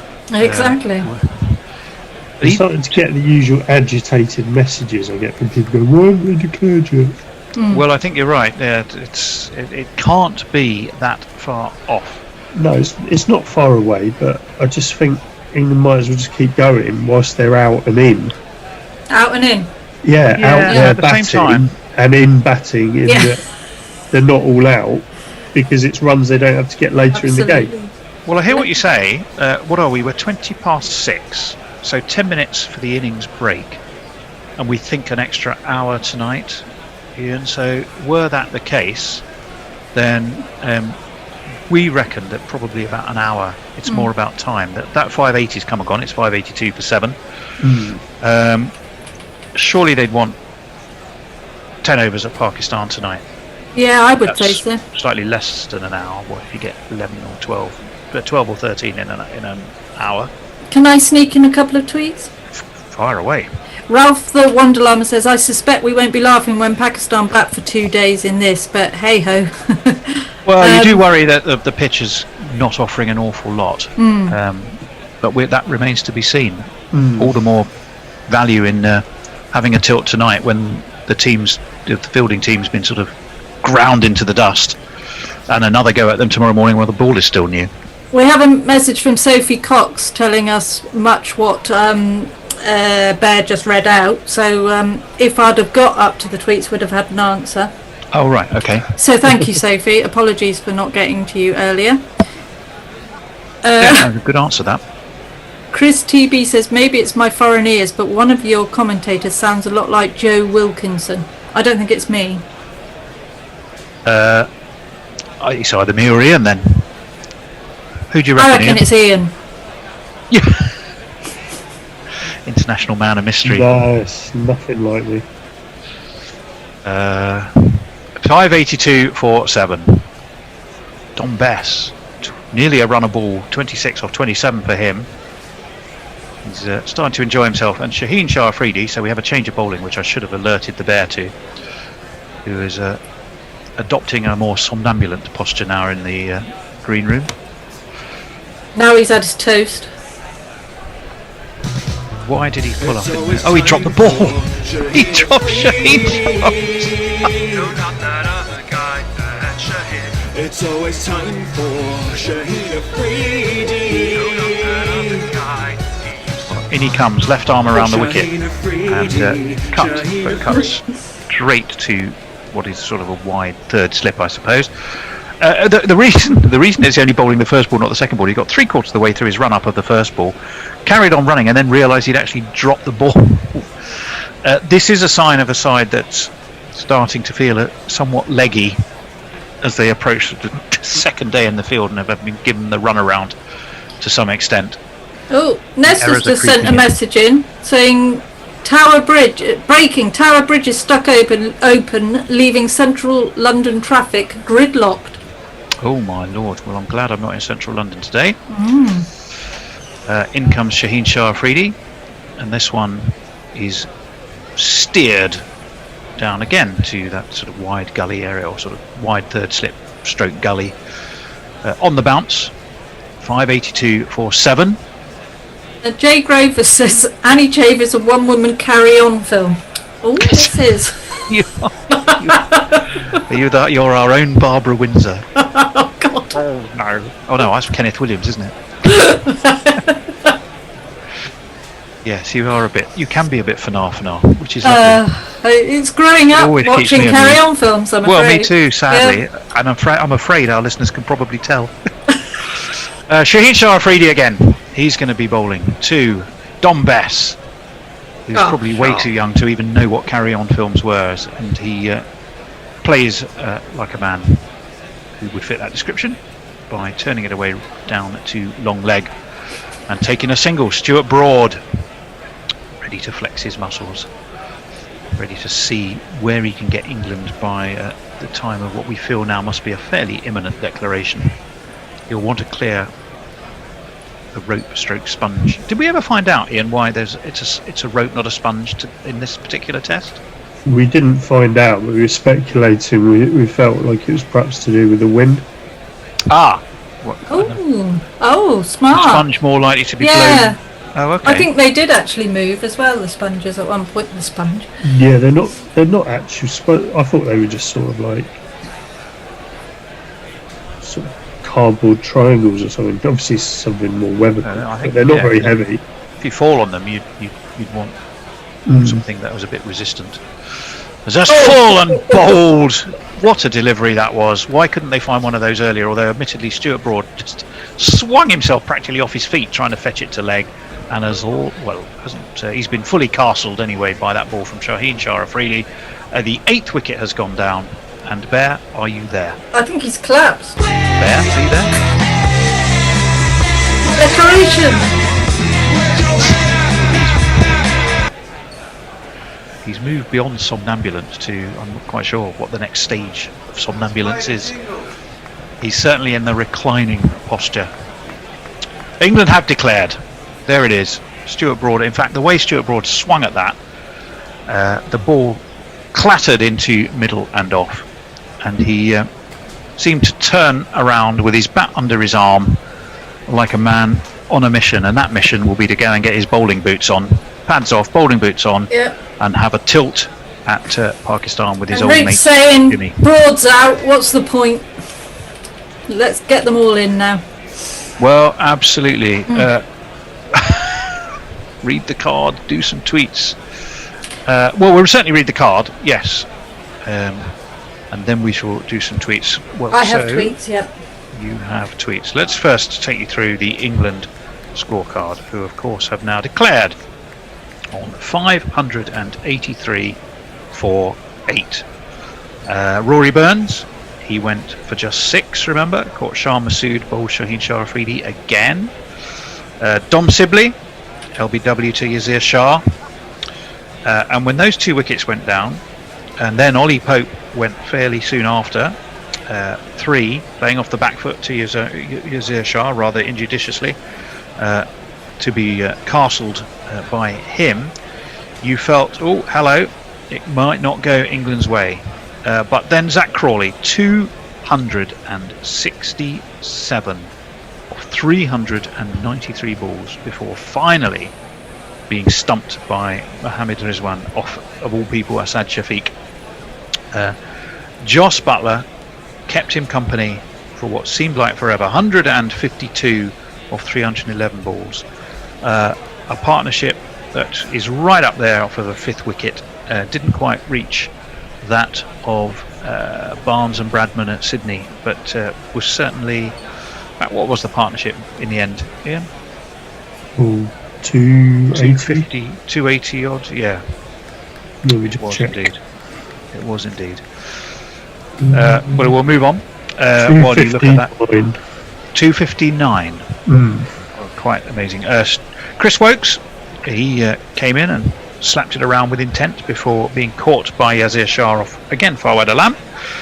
Dom Bess, the not-out batsman, on 27. Stuart Broad, a very sprightly 15 off 18 before being bowled at the death there by Shaheen Shah Afridi. The bowling, I'm afraid, if you are of a Pakistan supporting persuasion, you might want to cover your ears for some of this. Shaheen Shah Afridi, 2 for 121. Mohammed Abbas, none for 82. The most economical of the Pakistan bowlers, although wicketless. Yazir Shah, 2 for 173. 1 for 109 for Nazim Shah, and to add insult to injury, a bit of a howler of a drop catch. Fawad Alam came riding to the rescue, but rather late in the game, 2 for 46. Shan Masood, none for 11, and a 1 for 24 for Asad Shafiq. So there it is, 583 for 8 declared. England will bowl at Pakistan tonight. Ian, do you see wickets are coming? Yeah, I think there will be. Not too many, but I think just Pakistan openers being in the field for a long time, it always seems to bring an early wicket to one of them. So I wouldn't be surprised, perhaps 2 down tonight, close of play.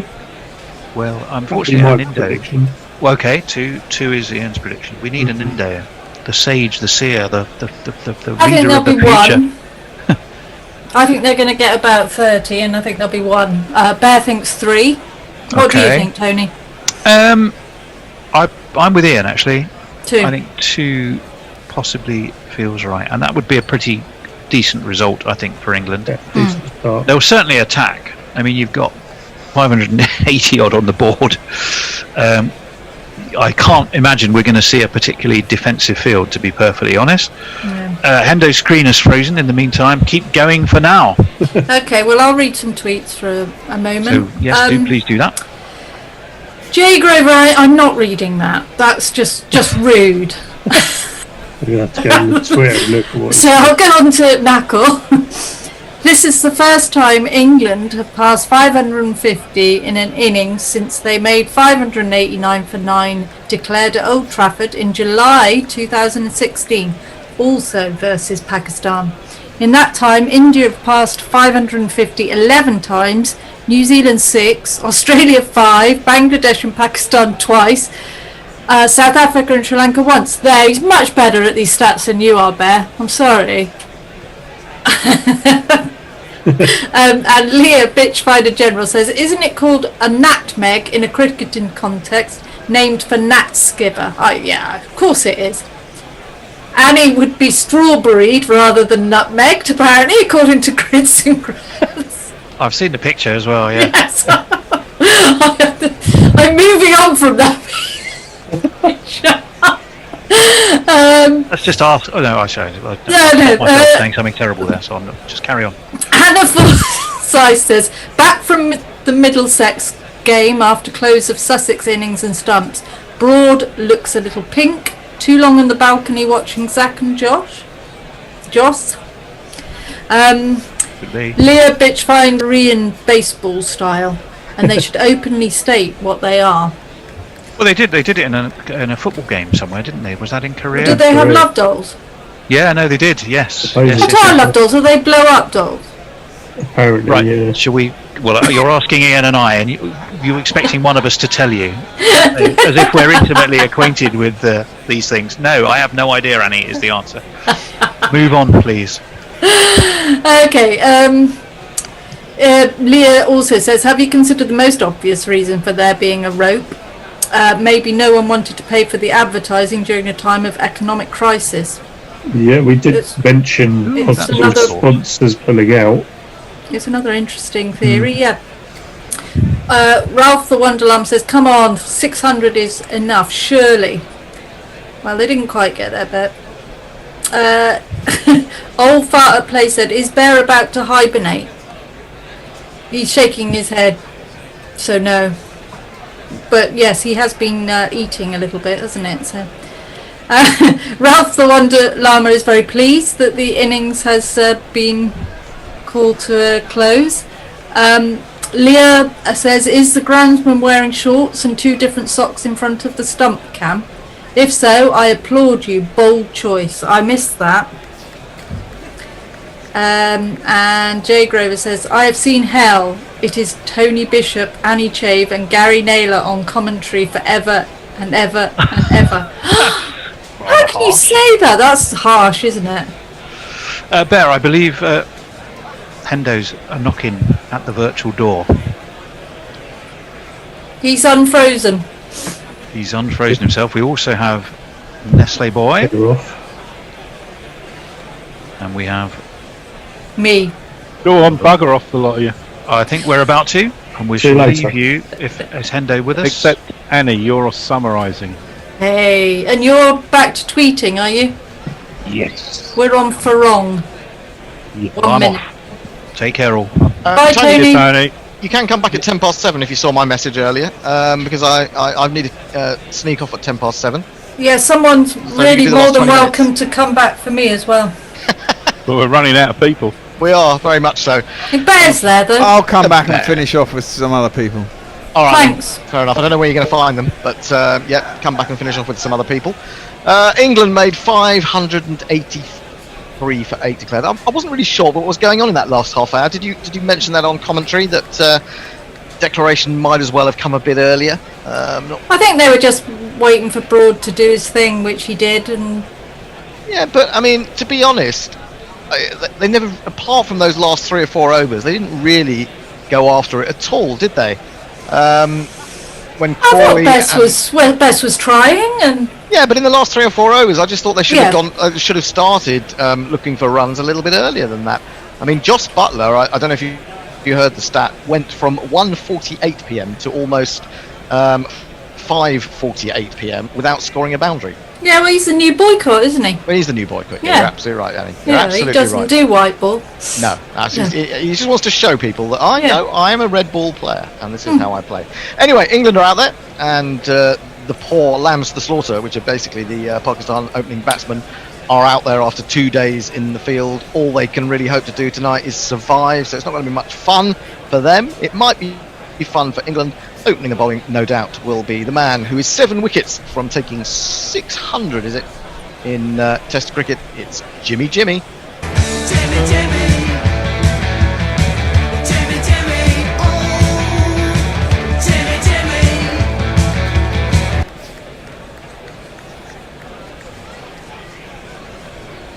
That is the end of the jingle, I imagine, although I didn't hear the end of it. James Anderson is going to come in from the northern end, which is quite appropriate because he is a northerner. So that's all well and good.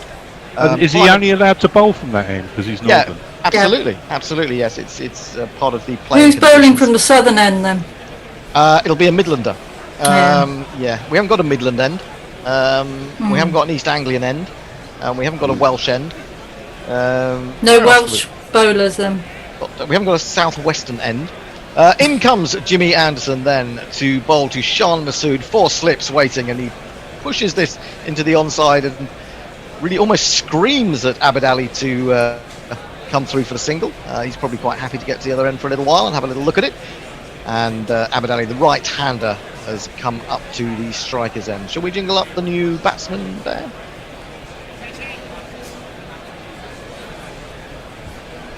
Yeah? Shan Masood was born in Kuwait in October 1989. Wrong batsman there. But never mind. Abid Ali will be facing. The bear is already almost comatose by this stage of the day. He has had a long day. Yeah, if you expect him to do overtime, this is what happens. This is defended back to Jimmy Anderson, full ball outside the off stump, and there is no run. Are we on double pay? Wouldn't it be nice? I think we're all a little bit tired today. It's been a long old day, hasn't it? It really has. It has. We've had to wibble. We had to wibble most of the morning, didn't we? Really? We did. I wibbled. I found the glue. Oh, Yeah. you found the glue. That's good I to read know. out your tweet. It's right here. It's 18 inches in front of me, and I'm looking at it going, "Where's the fucking glue?" And I'm Well, that's looking at usually it. the way, isn't it? In comes Anderson. They're going to get a single as Abid Ali eases that into the onside off his legs, and so both openers are underway. And then I put it all over my finger. Well, It's fascinating, your glue story. yeah, And what, it's is, Yeah. industrial strength. what do you use that industrial strength glue for, Nestlers? Gluing. Don't ask. Gluing. I go around Ask a gluing. silly question. I just go around gluing. Okay, fair enough. No, I had know more about that. a particular little thing on a widget that I needed to fix, so I fixed it. Anderson into Shan Masood bowls outside the off stump. Very little movement there, but across the left-hander he leaves it alone. And there is no run. I wonder how many times in my life now I've said, and there is no run. I think Not it must as many be as Knackle. not as many as Knackle, but it probably is in the hundreds of thousands. I would think. I would think by now. How do you feel about that, Ender? Well, it's been a long odd road, but I've walked it, and I'm proud. How many more are you going to do? Oh, God knows. I feel like I might collapse any moment now. Anderson in bowls, and that moved away a little bit, but quite slowly off the pitch, jabbed into the offside by Shan Masood, and he'll come through for a quick single as Ollie Pope does the fielding. And Pakistan move to 3 for no wickets. Jay Grover says, "What on earth? You've been peddling filth all day, and now penis is a verboten word." Is it? Just didn't want to talk about your tiny penis. That's Oh, all. really? She's off again now. She's off again. Yeah, I did hear the chat about Carry On Annie, which would be a fantastic addition to the genre. Anderson in bowls to Abid Ali, brushes this away from his pads straight towards mid wicket. Pope does the fielding again. That's the end of the over. After the first over, in reply to England's enormous 583, Pakistan are 3 without loss. Chris the Choir says, "Annie, Gary and Tony on comms are right up there for me, as are Hendo, Nestlers and the Bear." Aw, That's Well, nice, isn't it? thanks, Chris. That includes 6 of our 40 members of Gorilla Cricket, which I think Wrong. there are if we count them all out, lay them end to end. That's how They many go you will halfway find. around the world. Probably, yes. Barong says, "Now the art of confusion by Joe Root. Let Bess have an over or two just before stumps, because he hasn't bowled on the Southampton pitch against Pakistan." This is true. This is true. He might give him an over or two, and they're supposed to be able to get through 13 overs tonight, but we're not going to get that before 7:30. Not unless he does a Joe Root, Dominic Best double act like he did at what game was that? The West Indies, one of the West Indies tests, wasn't it? I think that they tried to continue. We're in talking bad this light. year? We are talking this year. Yes, we are. There are 4 first slips, test no here, gully, a wasn't it? backward point, a mid-off, a mid-on, a square leg and a long leg for Stuart Broad, who will be bowling to the left-handed Shan Masood. We'll jingle him up after this ball. Try to work out who we've got in the slip cordon. Here comes Broad into Masood, too wide of the off stump, easily left alone.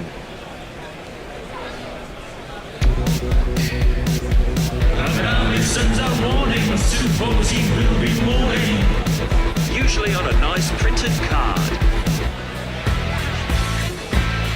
Sweep the leg, Brody. Got the best headband around. Something has got to keep her down. Got the best headband around. Your ego ain't gonna beat you down. Got the best headband around.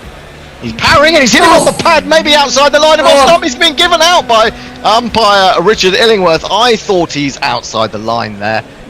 Surely he's going to review that. It was probably pinging into the stumps, but it's hit him outside, surely. Anyway, reviewing. he's going to review, quite rightly. Let's have a review jingle. I was definitely in. Were you definitely in? I don't know. It was a good ball, and it's arrowing in, but he's surely outside the line. It definitely looks outside the line. I think that's a poor decision from umpire Illingworth, I have to say. It's his left leg. It's hit high as well. I mean, I don't think it's too high there. Well, I don't know. I mean, I suppose he isn't very far forward at all. In fact, he's going up on his toes, if anything. That's hit him outside the line. Absolutely. I called it, and I was right. And the review is retained because it's umpire's call on actually hitting the wickets.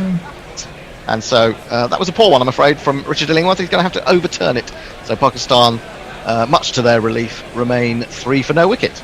Does the umpire have to hold the ball when there's a reviewing play? Yeah, He was pretty much. holding it, wasn't Yeah, he? pretty Yeah. much. Whenever there's a stoppage, the ball has to go to the umpires because he has to make sure that there aren't He any has to protect shenanigans it. going on with it. Yeah, absolutely. Uh, Anyway, it looks like Broady's fired up. There was real determination and pace in his run-up and focus, and he thought he had a wicket, but he doesn't. But here he is again, into Masood, who flicks this one off his legs. Nicely timed shot. He'll probably get a couple. Jofra Archer racing in from long leg, and they do get back for the second. Pakistan move to 5 for no wicket. Hendo, Yeah. I said there'd be 1 wicket, and Bear said there's going to be 3, and Tony thought there was 2, and Ian thought there was 2. What about you two? I don't think this is a bad pitch to bat on, and the overhead conditions are quite good now. Now, I think at Southampton it does go all over the place. You've got the lights on and you've got gloomy conditions. We've seen that the ball is coming onto the bat quite nicely. In comes Broad. It gets a little bit of nibble away, but it starts a little bit too wide, so Shan Masood has nothing to do with it. I wouldn't be surprised to see Pakistan get through this. Without any? Without any, yeah. Alright, so I'm 1. Bear's a bit more optimistic, obviously. But of with course. 3. Of course. And he's had beer. What about you, Nestle? no. No, Nestle and I are of one mind, which isn't always true. But when it comes to toast and things like that, we are. Broad in again to Masood. Masood leaves alone outside the off stump. And there is no run. Shah Masood has got 4. Abid Ali has got 1. The score is 5 for no wicket. You said it again. Jay Grover, news just in, Epping Man glue shame revealed. And What have you been doing? Mark Zip says surely Nessa's glues when he had to watch Boycott back. Well, no, you would try and get something to deal with glue in those circumstances, wouldn't you? Because Boyks was very stickable.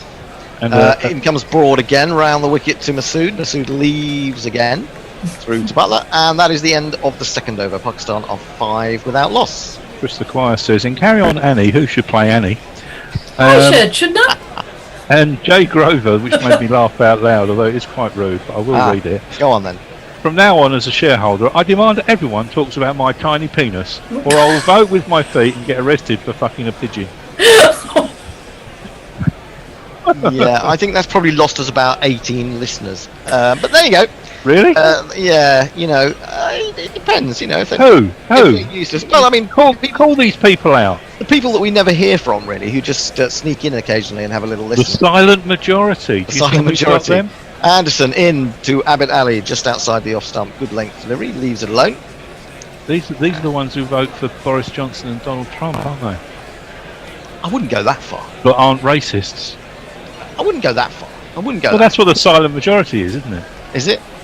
Yeah, it's like people who live near me. They all come out and sort of, quietly vote away, and you go, you voted for who? Yeah, it's true. They don't admit to it, do they? No. Really interesting article, actually, in The Guardian I was reading this afternoon. I'll come back to that. Anderson in, bowls, hits Abid Ali high up on the thigh pad, but it runs away down to long leg, and they'll come through for a leg by. I have What was it? It was just Yeah. it was just basically about the fact that this government can do anything and nobody Yeah. cares. And that's about right. Anyway, 6 for no wicket. I blame Donald Trump for that. Well, I suppose he has some responsibility, yeah, but there are other people close to home who bear a greater responsibility, I think. But anyway, who wants to get political at this time of night? I'm more interested in Tower Bridge being stuck up. Yeah, Yes, what happened? Anderson in to Shah Masood, hit him on the pad. Now that is worth an LBW appeal, and that is out. It's been given by Michael Goff, and I think that's pretty adjacent. He looks pleadingly at his opposite number, does Shah Masood, saying, please Abid Ali, give me an excuse to review, but I don't think there's any point. Well, he is going to review it, but I think that was out, very similar to his dismissal in the previous test. And Azhar Ali, who went off before the end of the England innings with a sore finger, is going to have to come out and face England. And they have, it would appear, a wicket. Let's have a little look at that. It's above the knee roll, so maybe there's some doubt about height. Umpire's call. It probably will be an umpire's call. but we shall see. It's no edge on the bat at all. It's hit him on, well, just at the top of the knee roll.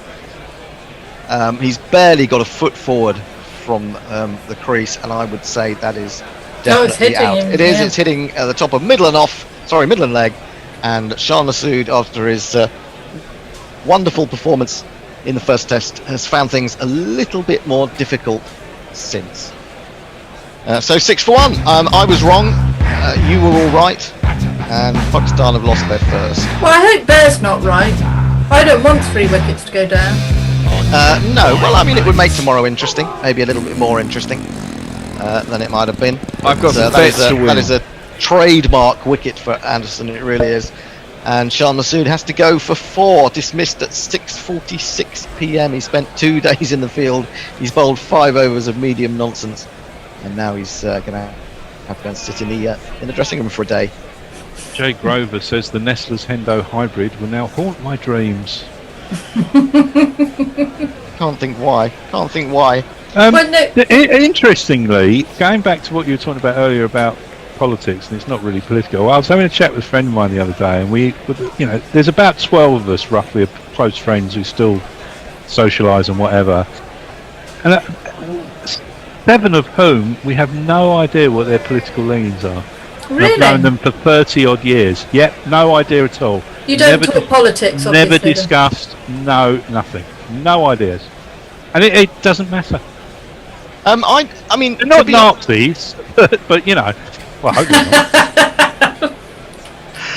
Well, I mean, yes, it's an interesting question whether people offer up their opinions or whether they just keep quiet about them. My friend is convinced that. Well, exactly. This is absolutely true. Until, of course, it affects them. Anderson into Azhar Ali. He's in. He bowls wide of the off stump, too wide, and the Pakistani captain is able to let that pass. Shall we have a jingle for Azhar Ali, Bear?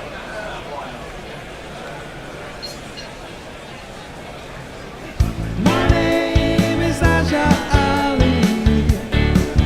Nobody I'd rather be. I can see that this discussion, unfortunately, on Twitter is going to go on about appendages. I'm hoping we can sort of cut it off at the supply. Outside the off stump, swinging further away, in fact. And Butler has to go across in front of first slip to take that. 2 of them have never voted, and they're in their late 50s. I know plenty of people like that, to be honest. Yeah. Never voted.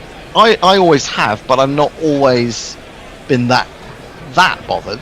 But in current circumstances, I'm very bothered.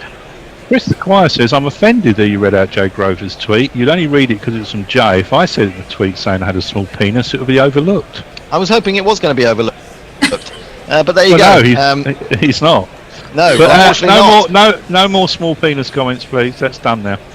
In comes Anderson. Ball comes into Azhar Ali, who drops this down to short leg with some degree of pain. I'm wondering if that finger that he injured just before he went off before the end of the England innings is bothering him. It had to take the bottom hand off the bat there and shook it with some concern. And Jay Grover just says to me, Nestlers, how? I don't even know what we're talking about now. Whether it's is that TV or program? Oh. I don't know. I do, yes, indeed. Oh. But I'm not sure whether we're talking about politics or whether we're talking about other things. What we should be talking about is fantastic, interesting cricket, because England have scored 583 today. Well, we've talked about that all day, haven't we? Well, I don't know. Because we are actually commentating on a cricket match now. So. Yeah, we did actually talk for quite a long time about Annie's tiny, tiny feet. So we did, and we've seen pictures. And we've seen the evidence. Yeah, absolutely. What I want to say is, I really, really hope to see a good innings from Azhar Ali, because I love watching him bat, and he's just had such a poor spell. And don't be daft. Well, and also he's right. He's only averaging about 28 against England. In comes Broad over the wicket, horrible ball down the leg side, which appears to be punched by He helped it on his way.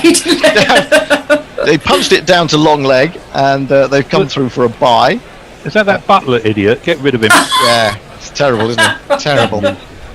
Anyway, Useless. that takes Don't Pakistan. start. That takes Pakistan on to 7-4-1. As a yet to score, Abid Ali still has just a single to his name. Very disappointed. Shan Masood back in the pavilion already. Endo, keeper in check. I'm just going to have a comfort break for 2 minutes. Okay. Keep me in check. I don't think it's Annie that needs keeping in check, Yeah. funnily enough, to be honest. But there you go.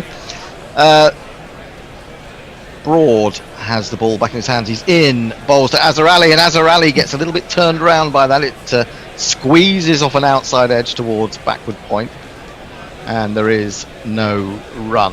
The good thing about this from an England point of view is you get 45-50 minutes of bowling at them tonight. Then the fast bowlers go and have a nice long sleep in their little rooms at the Ageas Bowl, and then they come out all fresh. Yes, I should imagine Butler's a little tired as well. I'd imagine so. And Crawley, on adrenaline, he must just be exhausted. Yeah. Going to hit him at some point, isn't it? He'll sleep well tonight. You would hope so. Broad in again, bowls down the leg side, beautifully clipped this time by Azhar Ali. That is shot. vintage Azhar Ali, and it's sped away to deep square leg for one of these. 1, 2, 3, 4. Yeah, beautiful timing from the Pakistan captain. That will make him feel a lot better. I remember in the first test it took him ages to get off the mark. Yeah. And just when he began to look like he was feeling more comfortable, he got himself out. What I'm hoping, and it sometimes happens, is you get an injury, you get a different focus, and it makes you have to focus more on the batting. Yeah, maybe your nerves aren't quite as I suppose frazzled. This is a good bouncer from Broad, which Azhar Ali ducks underneath, and through it goes the keeper. No run. And the other thing to bear in mind is that, and I wanted to talk about this, was Test Championship points. I understand that if England win this game, as opposed to just winning the series and taking a draw from this game, they will go above Australia. Would have India at the top, England second, Australia third. If England want to be in that World Test Championship final, they've really got to go for a win here. Where are the Test Champion points? You'll find them on websites outside the off stump, left alone. On websites outside the off stump. Well, I imagine you'll find them. I imagine you'll find them on the ICC website. I imagine you find them on Cricket Info, various things like that. Might even find them on the BBC website. So, where's our stato? I want to know stuff. Come on, Bear. Well, I'm your stato at this moment, because I'm telling you, if England win this test, they will have 219 points, whereas Australia will have 197, I think it is. And so, you would think that England would want to be involved in that. It can't be anything worse. Down the leg side, tries to turn it on its way. Good take from Joss Butler this time, diving away to his left. You would think that if the Test Championship final is in your country, you would like to be part of it. So, I think England have got to go all out for the win here. And with the forecast that we've got for Tuesday especially... Is Tuesday really grim? It's a write-off. It's a complete write-off. The whole of the southern part, or I guess from somewhere about Nottingham downwards, is going to be pouring down all day. Well, wasn't there an interview live on TV with one of the England players who had no idea about the Test Championship? Well, yeah, but maybe they should start to think about it now, because it's getting to that point. We don't know actually when there will be another Test match. And if, for example, COVID got so bad again in various countries, finds the edge and he's caught! Abid Ali goes, Anderson has a second wicket, Pakistan are in Dizza, flippin' Ray, they're 11 for 2.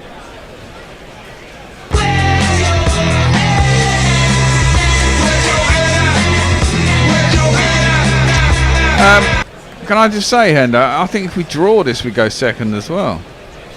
Well, that's not what I heard this morning.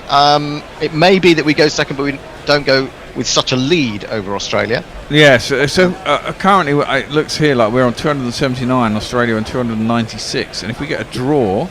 Oh no, so a draw in a 3-match series is only worth 13 points, so yes. There you go. We tie, we go ahead. Yeah, if we tie... Yes. And if we win, we go quite a way ahead. But rather than getting a draw, we'll just manufacture a tie, shall we, somehow? Absolutely. So yeah, we do tend to... I've seen a tweet come through from Jay saying about forgetting about the Test Championship, but Yes, I mean, come next summer, if things are back to normal and there's a Test Championship final, England you won't forget about it. No. Exactly. I think Won't be Bear's allowed on to. for the 3 wickets, isn't he? He is. Who said 2 wickets? Was that Tony? Tony and Ian. Okay. What do we know, Hendo? What do we know, eh? What do we know? We're the pessimists. Well, I'm the pessimist of the world, so I don't expect England to do well, and so I'm, incredibly surprised when they do. But that was a good ball taken at third slip, and Pakistan in a little bit of trouble. And it shows how difficult it is to be an opener in Test cricket when you've been out there for 2 days and you've got absolutely nothing to gain from being out there unless you can just stay there. You're not going to score many runs in the evening. Anyway, Babar Azam, the classiest of the Pakistan lineup, is out there. And No I night expect watchman him- sent in then? No, I expect to see him do quite well. He doesn't because he's a cricketer from Pakistan and he's a really good one. Thank you very much. He is a really good one. He needs to lay down a marker. He's had a couple of decent innings, but he needs a big one really. My Somerset boys, Of course he is, yes. both of them. Yep, indeed. Well, if he can follow in the footsteps of Joss Butler, he'll be more than happy, won't he? 4 slips, a short square leg, mid-on, extra cover, backward point and long leg. That is the field for Jimmy Anderson, who now has 2 wickets to his name. He's coming in to bowl to Babar Azam. He's in, he bowls, and he flicks that away. Very fine indeed, lovely shot. That'll get him 1, it'll get him a second as Wokes comes round. He has to hurry in the end. And then veers away at the last moment to avoid the ball as it's thrown in. And he's off and running as well. Pakistan 13 for 2. Anderson has 2 for 5. Gloucester are 13 for 4 against Somerset. Are they really? It was Dominic Sibley took a catch there. Was that second slip or third slip? I think it was third. No, it was second, wasn't it? And very nicely pouched by him. Jimmy Anderson, a very happy man. He's now only 5 wickets away from 600. He's in again. Bowls to Babar Azam, beats him outside the off stump. Good length delivery. Seemed to gather a little bit of pace off the pitch. And through it went to Butler. Any tweets? It's bound to be. On my last day of drunkenness, let us not talk of tiny things. You're all mint, says Jay. Yeah, did you see we're losing Jay for the rest of the test? I thought I saw a tweet go through. He's going sober or something by the sound of it. I don't know what he's going camping or something. Anyway, Anderson into Babar Azam. Babar Azam goes back. Has a lot of time to play that, which is true of all the classiest players. He tucks it away to short leg, and there is no run. I'd like to go camping in the Highlands of Scotland or something. You could join Boris, you mean? Oh God, he got in trouble over his tent, didn't he? He put a tent up in the grounds of the house that he was staying at. He's not there. He's in the billionaires. There's a Russian billionaire's yacht just in Fife at the moment. He's in there. That's probably what it is. Yeah, absolutely. It's all a scam. Yeah, he didn't have COVID either. It's all bollocks. Well, I wouldn't be surprised, but who knows? Anderson in again to Babar Azam.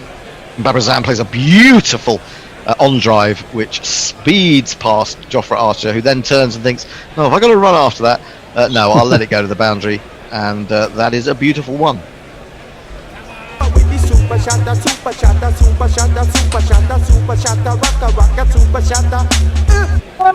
It's important for Pakistan that they don't panic, because I think this is a good pitch to bat on when the hardness and a little bit of shine goes off the ball. I think that there are runs in this pitch, as we've seen already from the likes of Crawley and Butler and Wokes to a certain extent. And someone as classy as Babar Azam, you would expect to really cash in if he can get through a few sticky overs early on. Here is Anderson to complete his third over. Bowls to Babar Azam, gets in behind that one, just on the top of off stump, defends it square on the offside, and there is no run. Yeah, I think England have played this perfectly, haven't they? I mean, it couldn't have been, they couldn't put them in at a better time, and great to get those 2 wickets straight away. But Babar Azam is a different class than the rest of them. Yes, he is. He's well, I mean, I've seen people sort of putting him in that top 4, top 5. I'm not sure that Root is in that at the moment. He's fallen away a little bit, hasn't he? I'm not even sure Babar Azam, classy though he is, whether he's actually done it for long enough to be accepted into that exalted company of the Steve Smiths, the Kane Williamsons. No, probably not.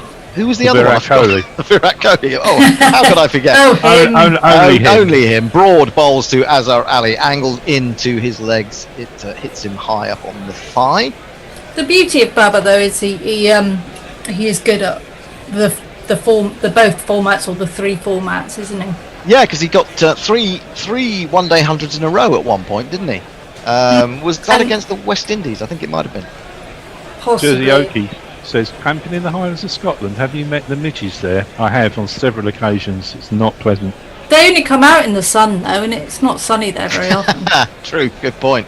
I'd love the fact if Boris Johnson was getting bitten everywhere. That would make me very pleased indeed. Broad bowls, again, angled into the ribs, really, of Azhar Ali, who just manages to jab it down in front of him. He needs to be bitten by a human or a cat. They're the most dangerous bites. Are they? Well, cat bites. What about a lion? Yeah. Hang on. Let me. Well, it is a cat. It is a cat, Nestlers. A lion's more dangerous than a human. The most infectious are cats. So the cat family and human. So basically, if a lion doesn't bite your head off, you could still get a nasty disease. Outside the off stump, this one dies a little bit on the way through to the keeper. Those dog bites aren't as bad. Okay, well, if I'm out later and it looks like any particular animal is going to bite me, I will say, hang on a moment, I'm only accepting dog bites this evening. What about sharks, Hendo? You get sharks? Yeah, I'm not over keen on the shark bite. It sort of tears you apart rather graphically, doesn't it? Spider bite? Oh no! Oh no! Well, I don't get near enough them to allow them to bite me. I don't like them at all. Broad. They're nice. No, they're not. They're horrible. Broad in gets a little bit of swing away this time, which is a little bit unusual, and it's left alone. Good piece of batting by Azhar Ali, and it goes through the keeper. It can't be mine. I don't have a landline. That wasn't a landline. That was a mobile. Believe it or not. Yeah, there you go. Yeah. That's unusual. You don't have a landline. No.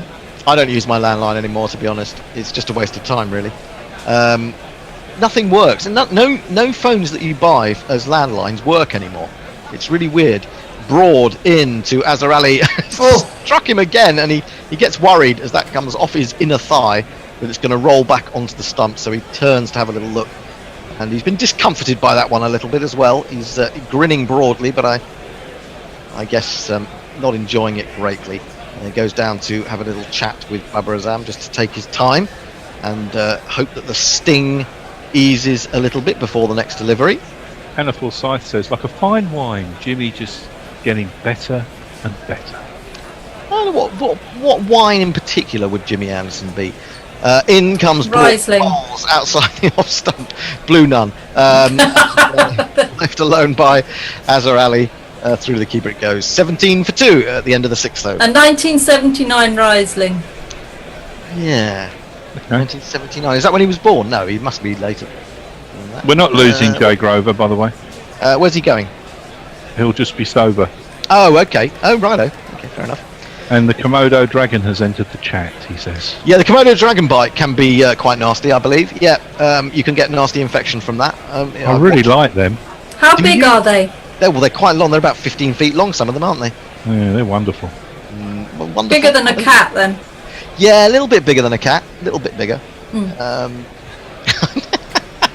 I've just seen the latest tweet come through. I mean, I'll let Messi read that out in a moment. Messi? Messi? Where is Messi? He's always on my mind. A man's come in at Silly Mid-on for Jimmy Anderson. This is interesting. Well, I say Silly Mid-on, as Babar Azam comes forward to that.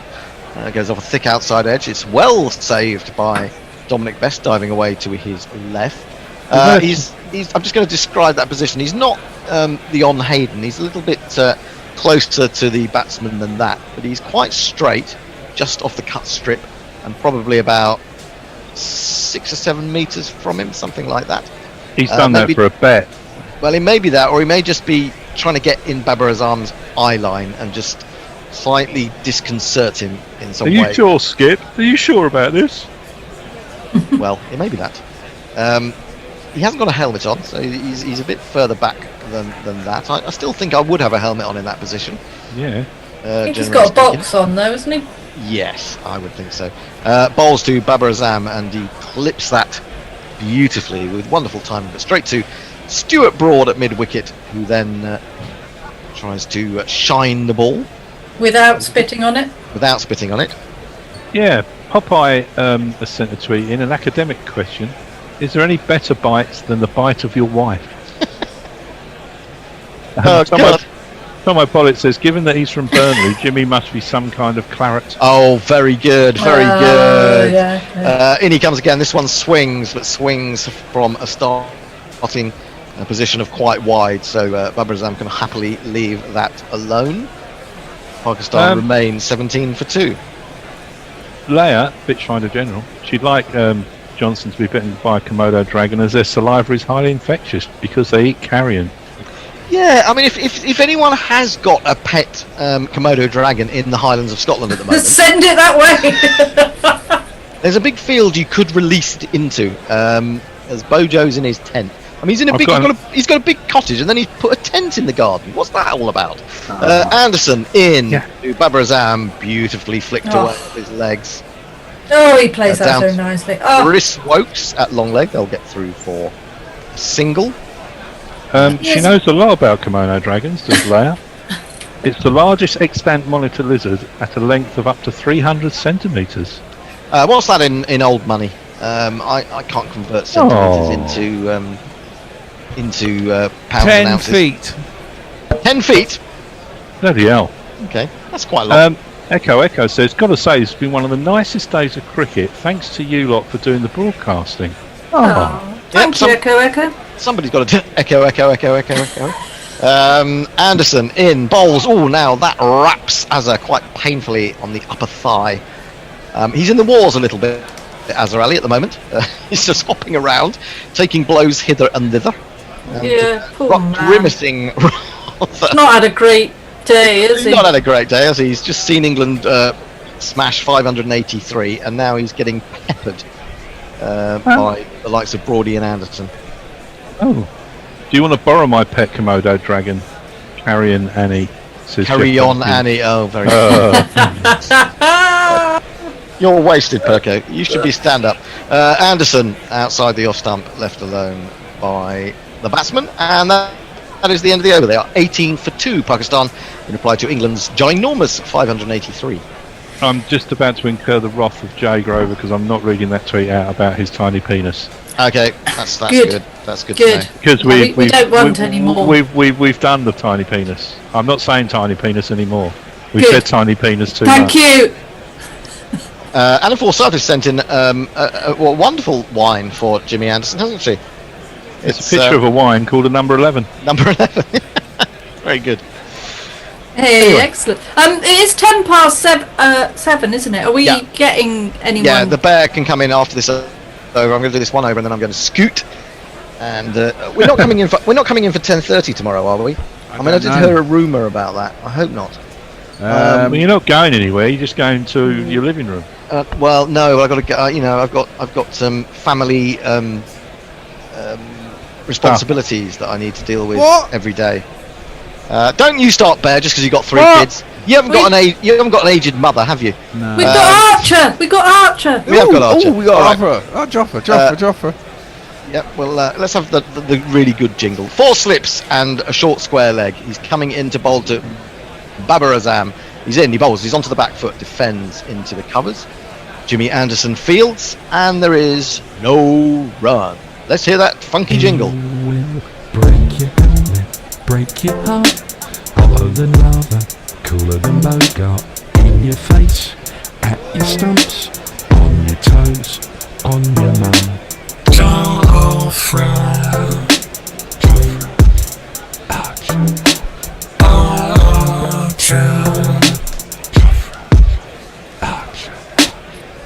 Here he comes again into Babar Azam on 7, and he plays this one down off his thigh pad. It's fielded at short square leg, and there is no run. Leia, Bitchfinder General, sent in a picture that maybe not everyone will get, but I did. Carry on, My Wayward Son. No, you'll have to explain it. This is a song by, is it Leia? Is it Kansas? Carry on my wayward son.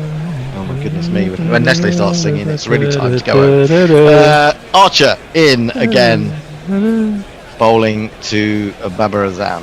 The slips go down. Oh, and he brings that one back into him, and he got off forward, caught it on the inside half of the bat as he was pushing at it a little bit. Could have got an inside edge down onto the stumps, but it's just enough on it to avoid that fate. This is an interesting battle, isn't it, Archer and Baba? Well, it's two. I mean, Babar Azam is more established than Jofra Archer, I'd say, but two of the big stars of cricket maybe in the next 5 years. Archer again into Babar Azam, and that is a really vicious delivery. Went off a length. It flew over the shoulder of Babar Azam's bat as he fenced at it. But that really wasn't short at all. No. And it's taken in front of his face by Joss Butler. Incredible ball. Hendo, they're all being nasty to me. They all want me to say small penis, and I'm not going to say it. No, just don't. I don't want to say small penis. I think we probably had enough of that. They're all tweeting in, different people. Actually, to be honest. So, yeah, don't say it. Don't say it, Nessie. Restrain yourself. Archer in again, short, very short indeed. Joss Butler can't get to that.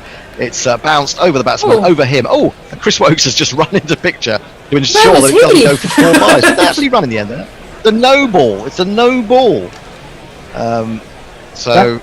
That Chris Wokes moment there just reminds me of my father, bless him, who didn't know anything about cricket, and when someone did that, stop the ball from going over the ropes, he'd get annoyed and go, "The fucker keeps just popping up," as if they were.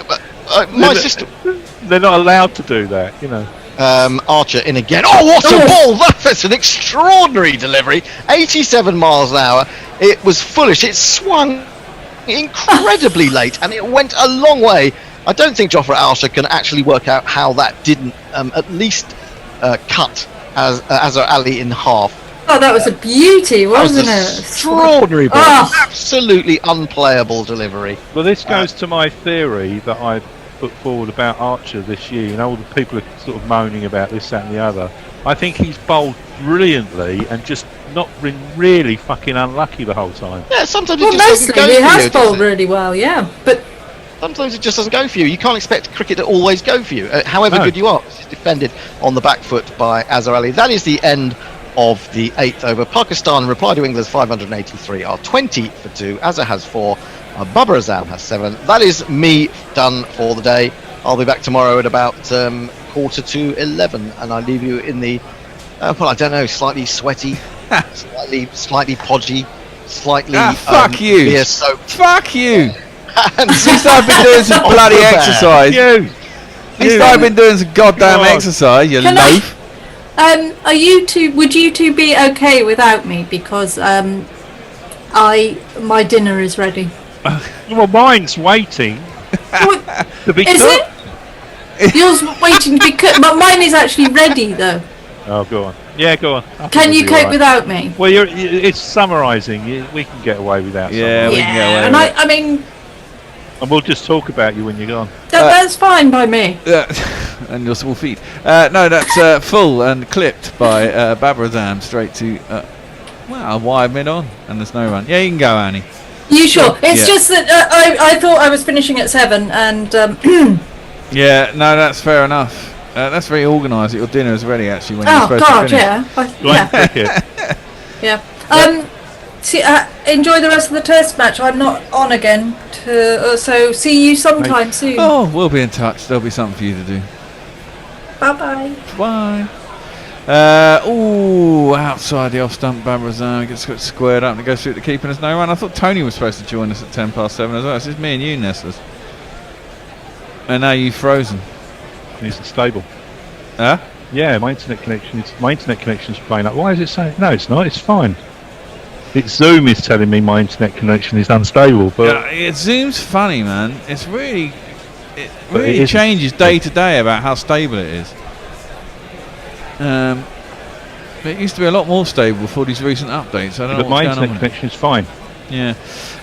Less left alone outside Babrazan's off stump and there's no run. What was the hand movement for? Can you hear me okay? Yeah, I can hear you fine. Can you hear me? Okay, good. Yeah, I can hear you. I can see you. No, Okay. it's Zoom talking bollocks. Yeah. Bugger off Zoom. Well, yesterday Dave had a power failure in wherever he is in, in Oxfordshire. Disappeared for the afternoon. Well, that's something that happens on a regular basis here. Oh, really? Oh, cool. Babrazan is facing up. Nicely played off the bat. Forced out through cover. It's chased down by, I think, Bess. Go through for 2 runs. Moving on to 22 for 2. Whee! News just in. Annie Chave, evil or most evil, says Jay Grover. And he's not evil. I lied. My dinner's not ready. Oh, excellent. Bollocks, we were just So I'm talking back. about you. Damn. People just started to talk about you on Twitter. Have you got? Can you go through to close? That's defended. It drops into the leg side behind square, and there is no run. What are you having for dinner anyway?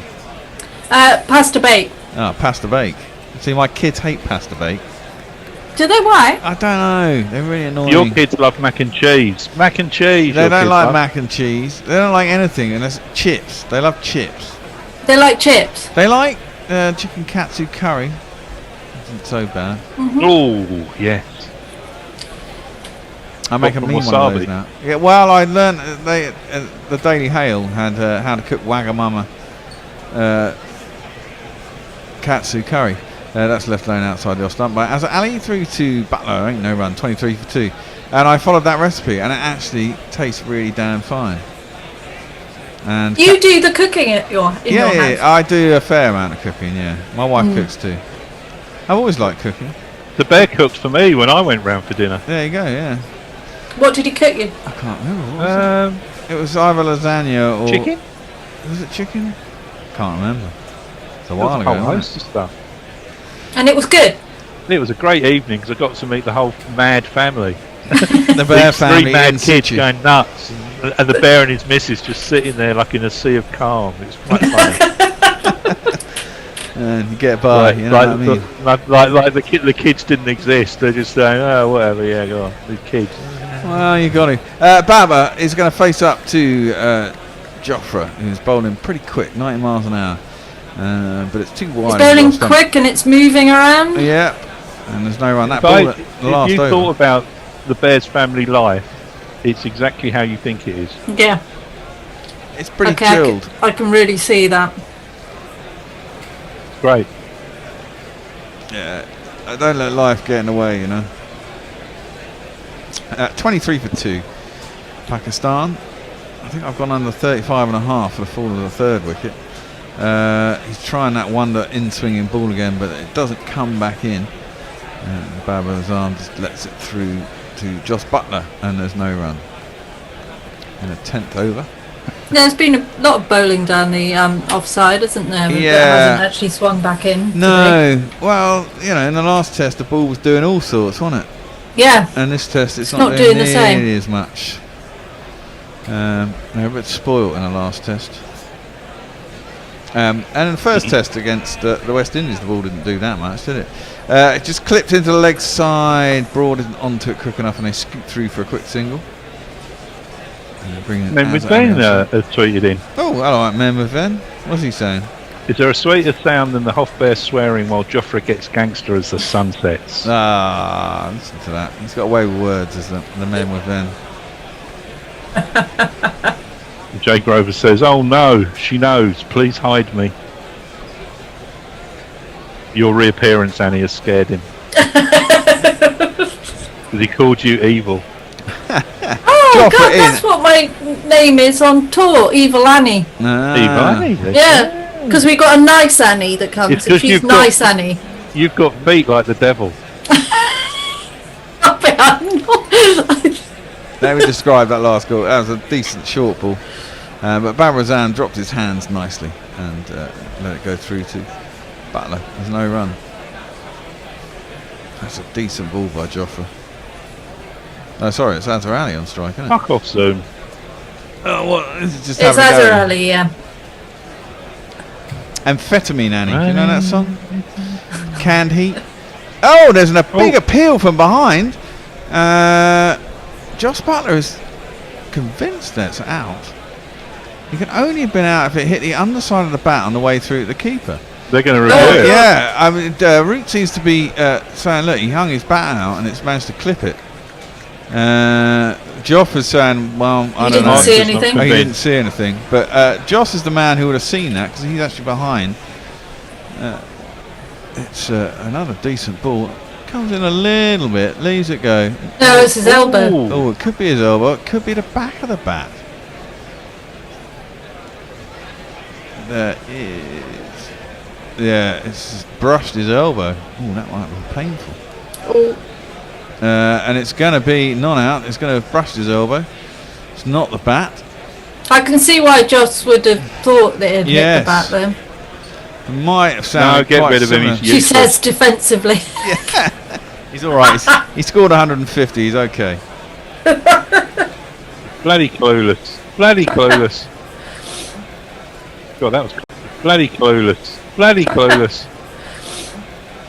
God, that was close, though. It was close. It's another good ball. He gets to get up Gets shot. bounce high, doesn't he? He does from a decent length as well, though. That one's more down leg side, though.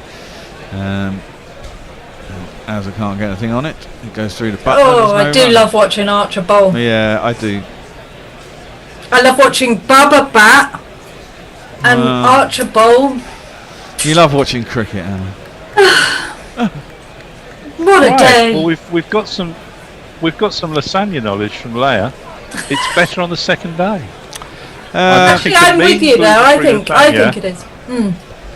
It can because be. my girlfriend has a problem with gluten, and I always make it in one day in advance. No, there you go. Jeff Perkins says, "Are those feet of cloven hooves?" Yes, they are, Jeff. She is the devil. Jimmy's in, and Baba The defends. devil as well as evil and carry on. Amphetamine Annie. Amphetamine. Song by Canned Heat. It's quite funny. Defended back up the track, no run. And of course, Scythe thinks she followed the same Katsu curry recipe there. I think it was copied onto a less heinous website than the Daily Mail, though. Oh yeah, probably was, but it works really well, and you make it with all fresh ingredients, so it's wicked. Left alone outside the off stump, there's no run. The only thing he does, he sieves out all the onions and all the garlic and stuff, and I just get a blender and just blend it all. Well, That sounds like you. well, I'd rather keep the flavour in there. What's wrong with a few onions in there? You know, just adds the texture of the sauce. But just bung it all in. Well, Jay Grove's mum used to make a massive pot of dal, and it's all you eat during the week. Post-church Sunday dinners were mint, mind. I do like a dal. And Echo says, Annie is the touch of class that stops guerrilla cricket being classed as an obscene publication. Yeah, you see? Thanks, man. I'm not the obscene one. I'm not the devil or evil. Yeah, you've saved us. Left alone outside the off stump by Babrazan once again. Through the Butler, no run. 24 for 2. A trail by a whopping 559. Yeah, you heard that right if you're just joining us. Record 5th wicket partnership. I can't remember how many runs it was. About 340 between Joss Butler and Zach Crawley. A lot. Who ended, was it 2-6-1 he ended on? That's defended square on the offside behind point. There's no run. Well, so there's, 3.5 minutes left. So we might get an over after this one. And that should be it for the day. It's been a long old bloody day, man. I can It's heat been my a lovely leftover day, curry. though. It's been a lovely day. It's been good cricket to watch. But my ears are hurting. And we had rain delay. Yeah, I'm a bit frazzled in the brain, I have to say.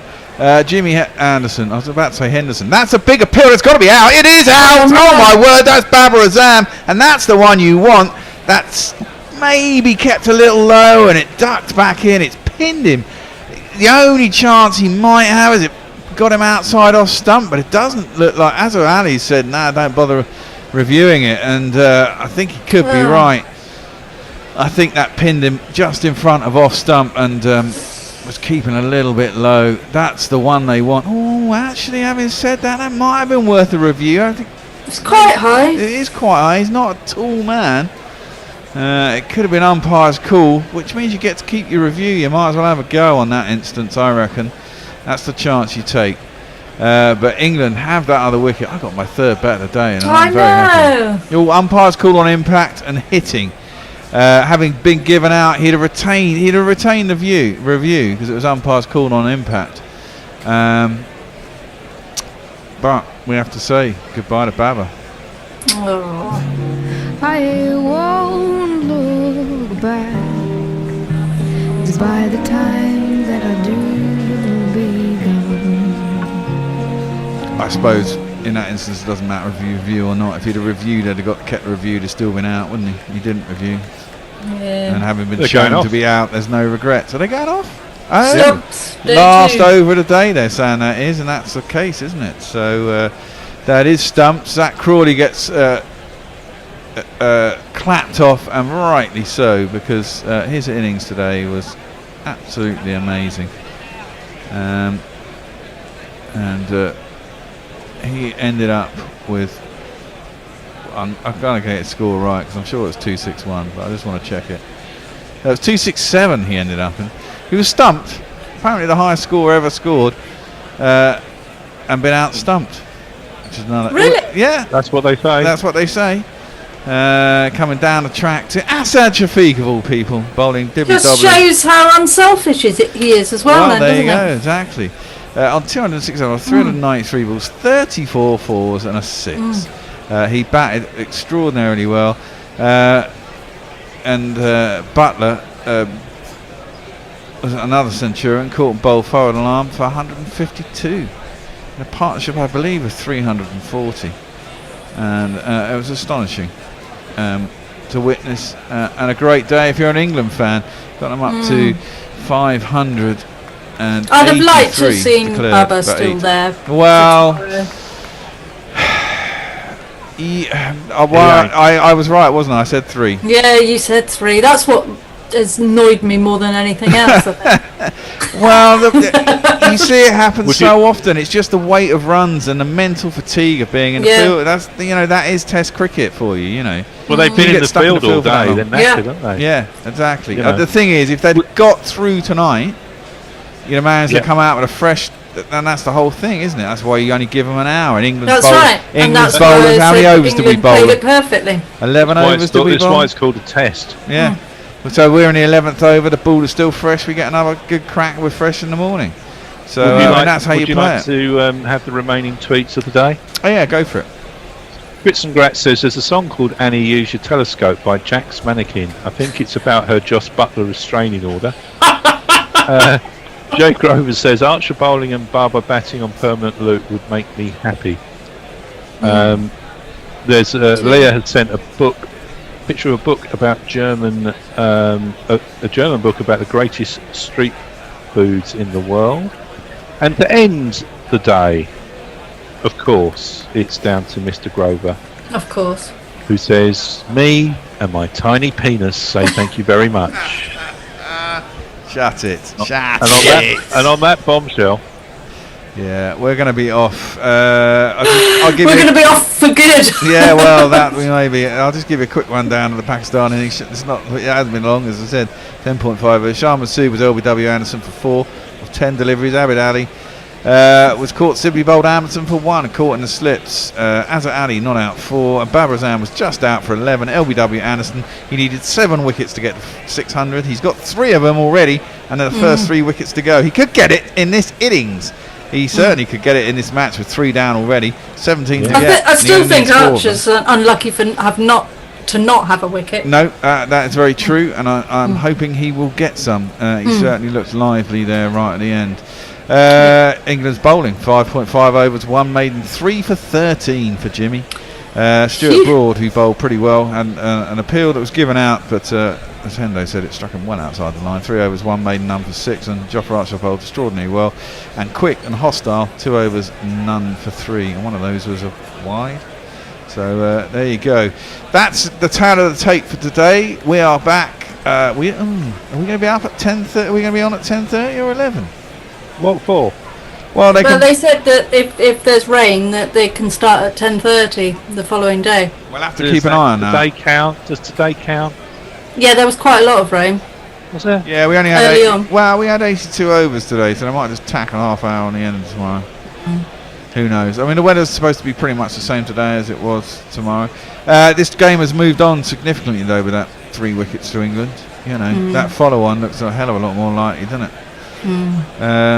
And the main man, Asad Shafiq, well, Babar Azam's the main man, but now you've got Asad Shafiq, Rizwan and Azhar Ali are the only recognised batsmen there. Azhar Ali's going to get a good score.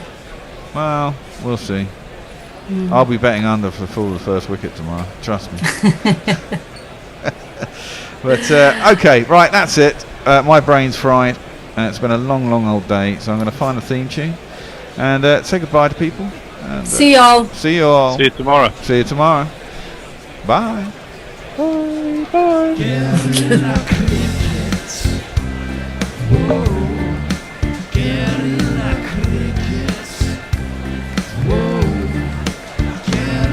Take guard, man the barricades, patrol the cover boundary.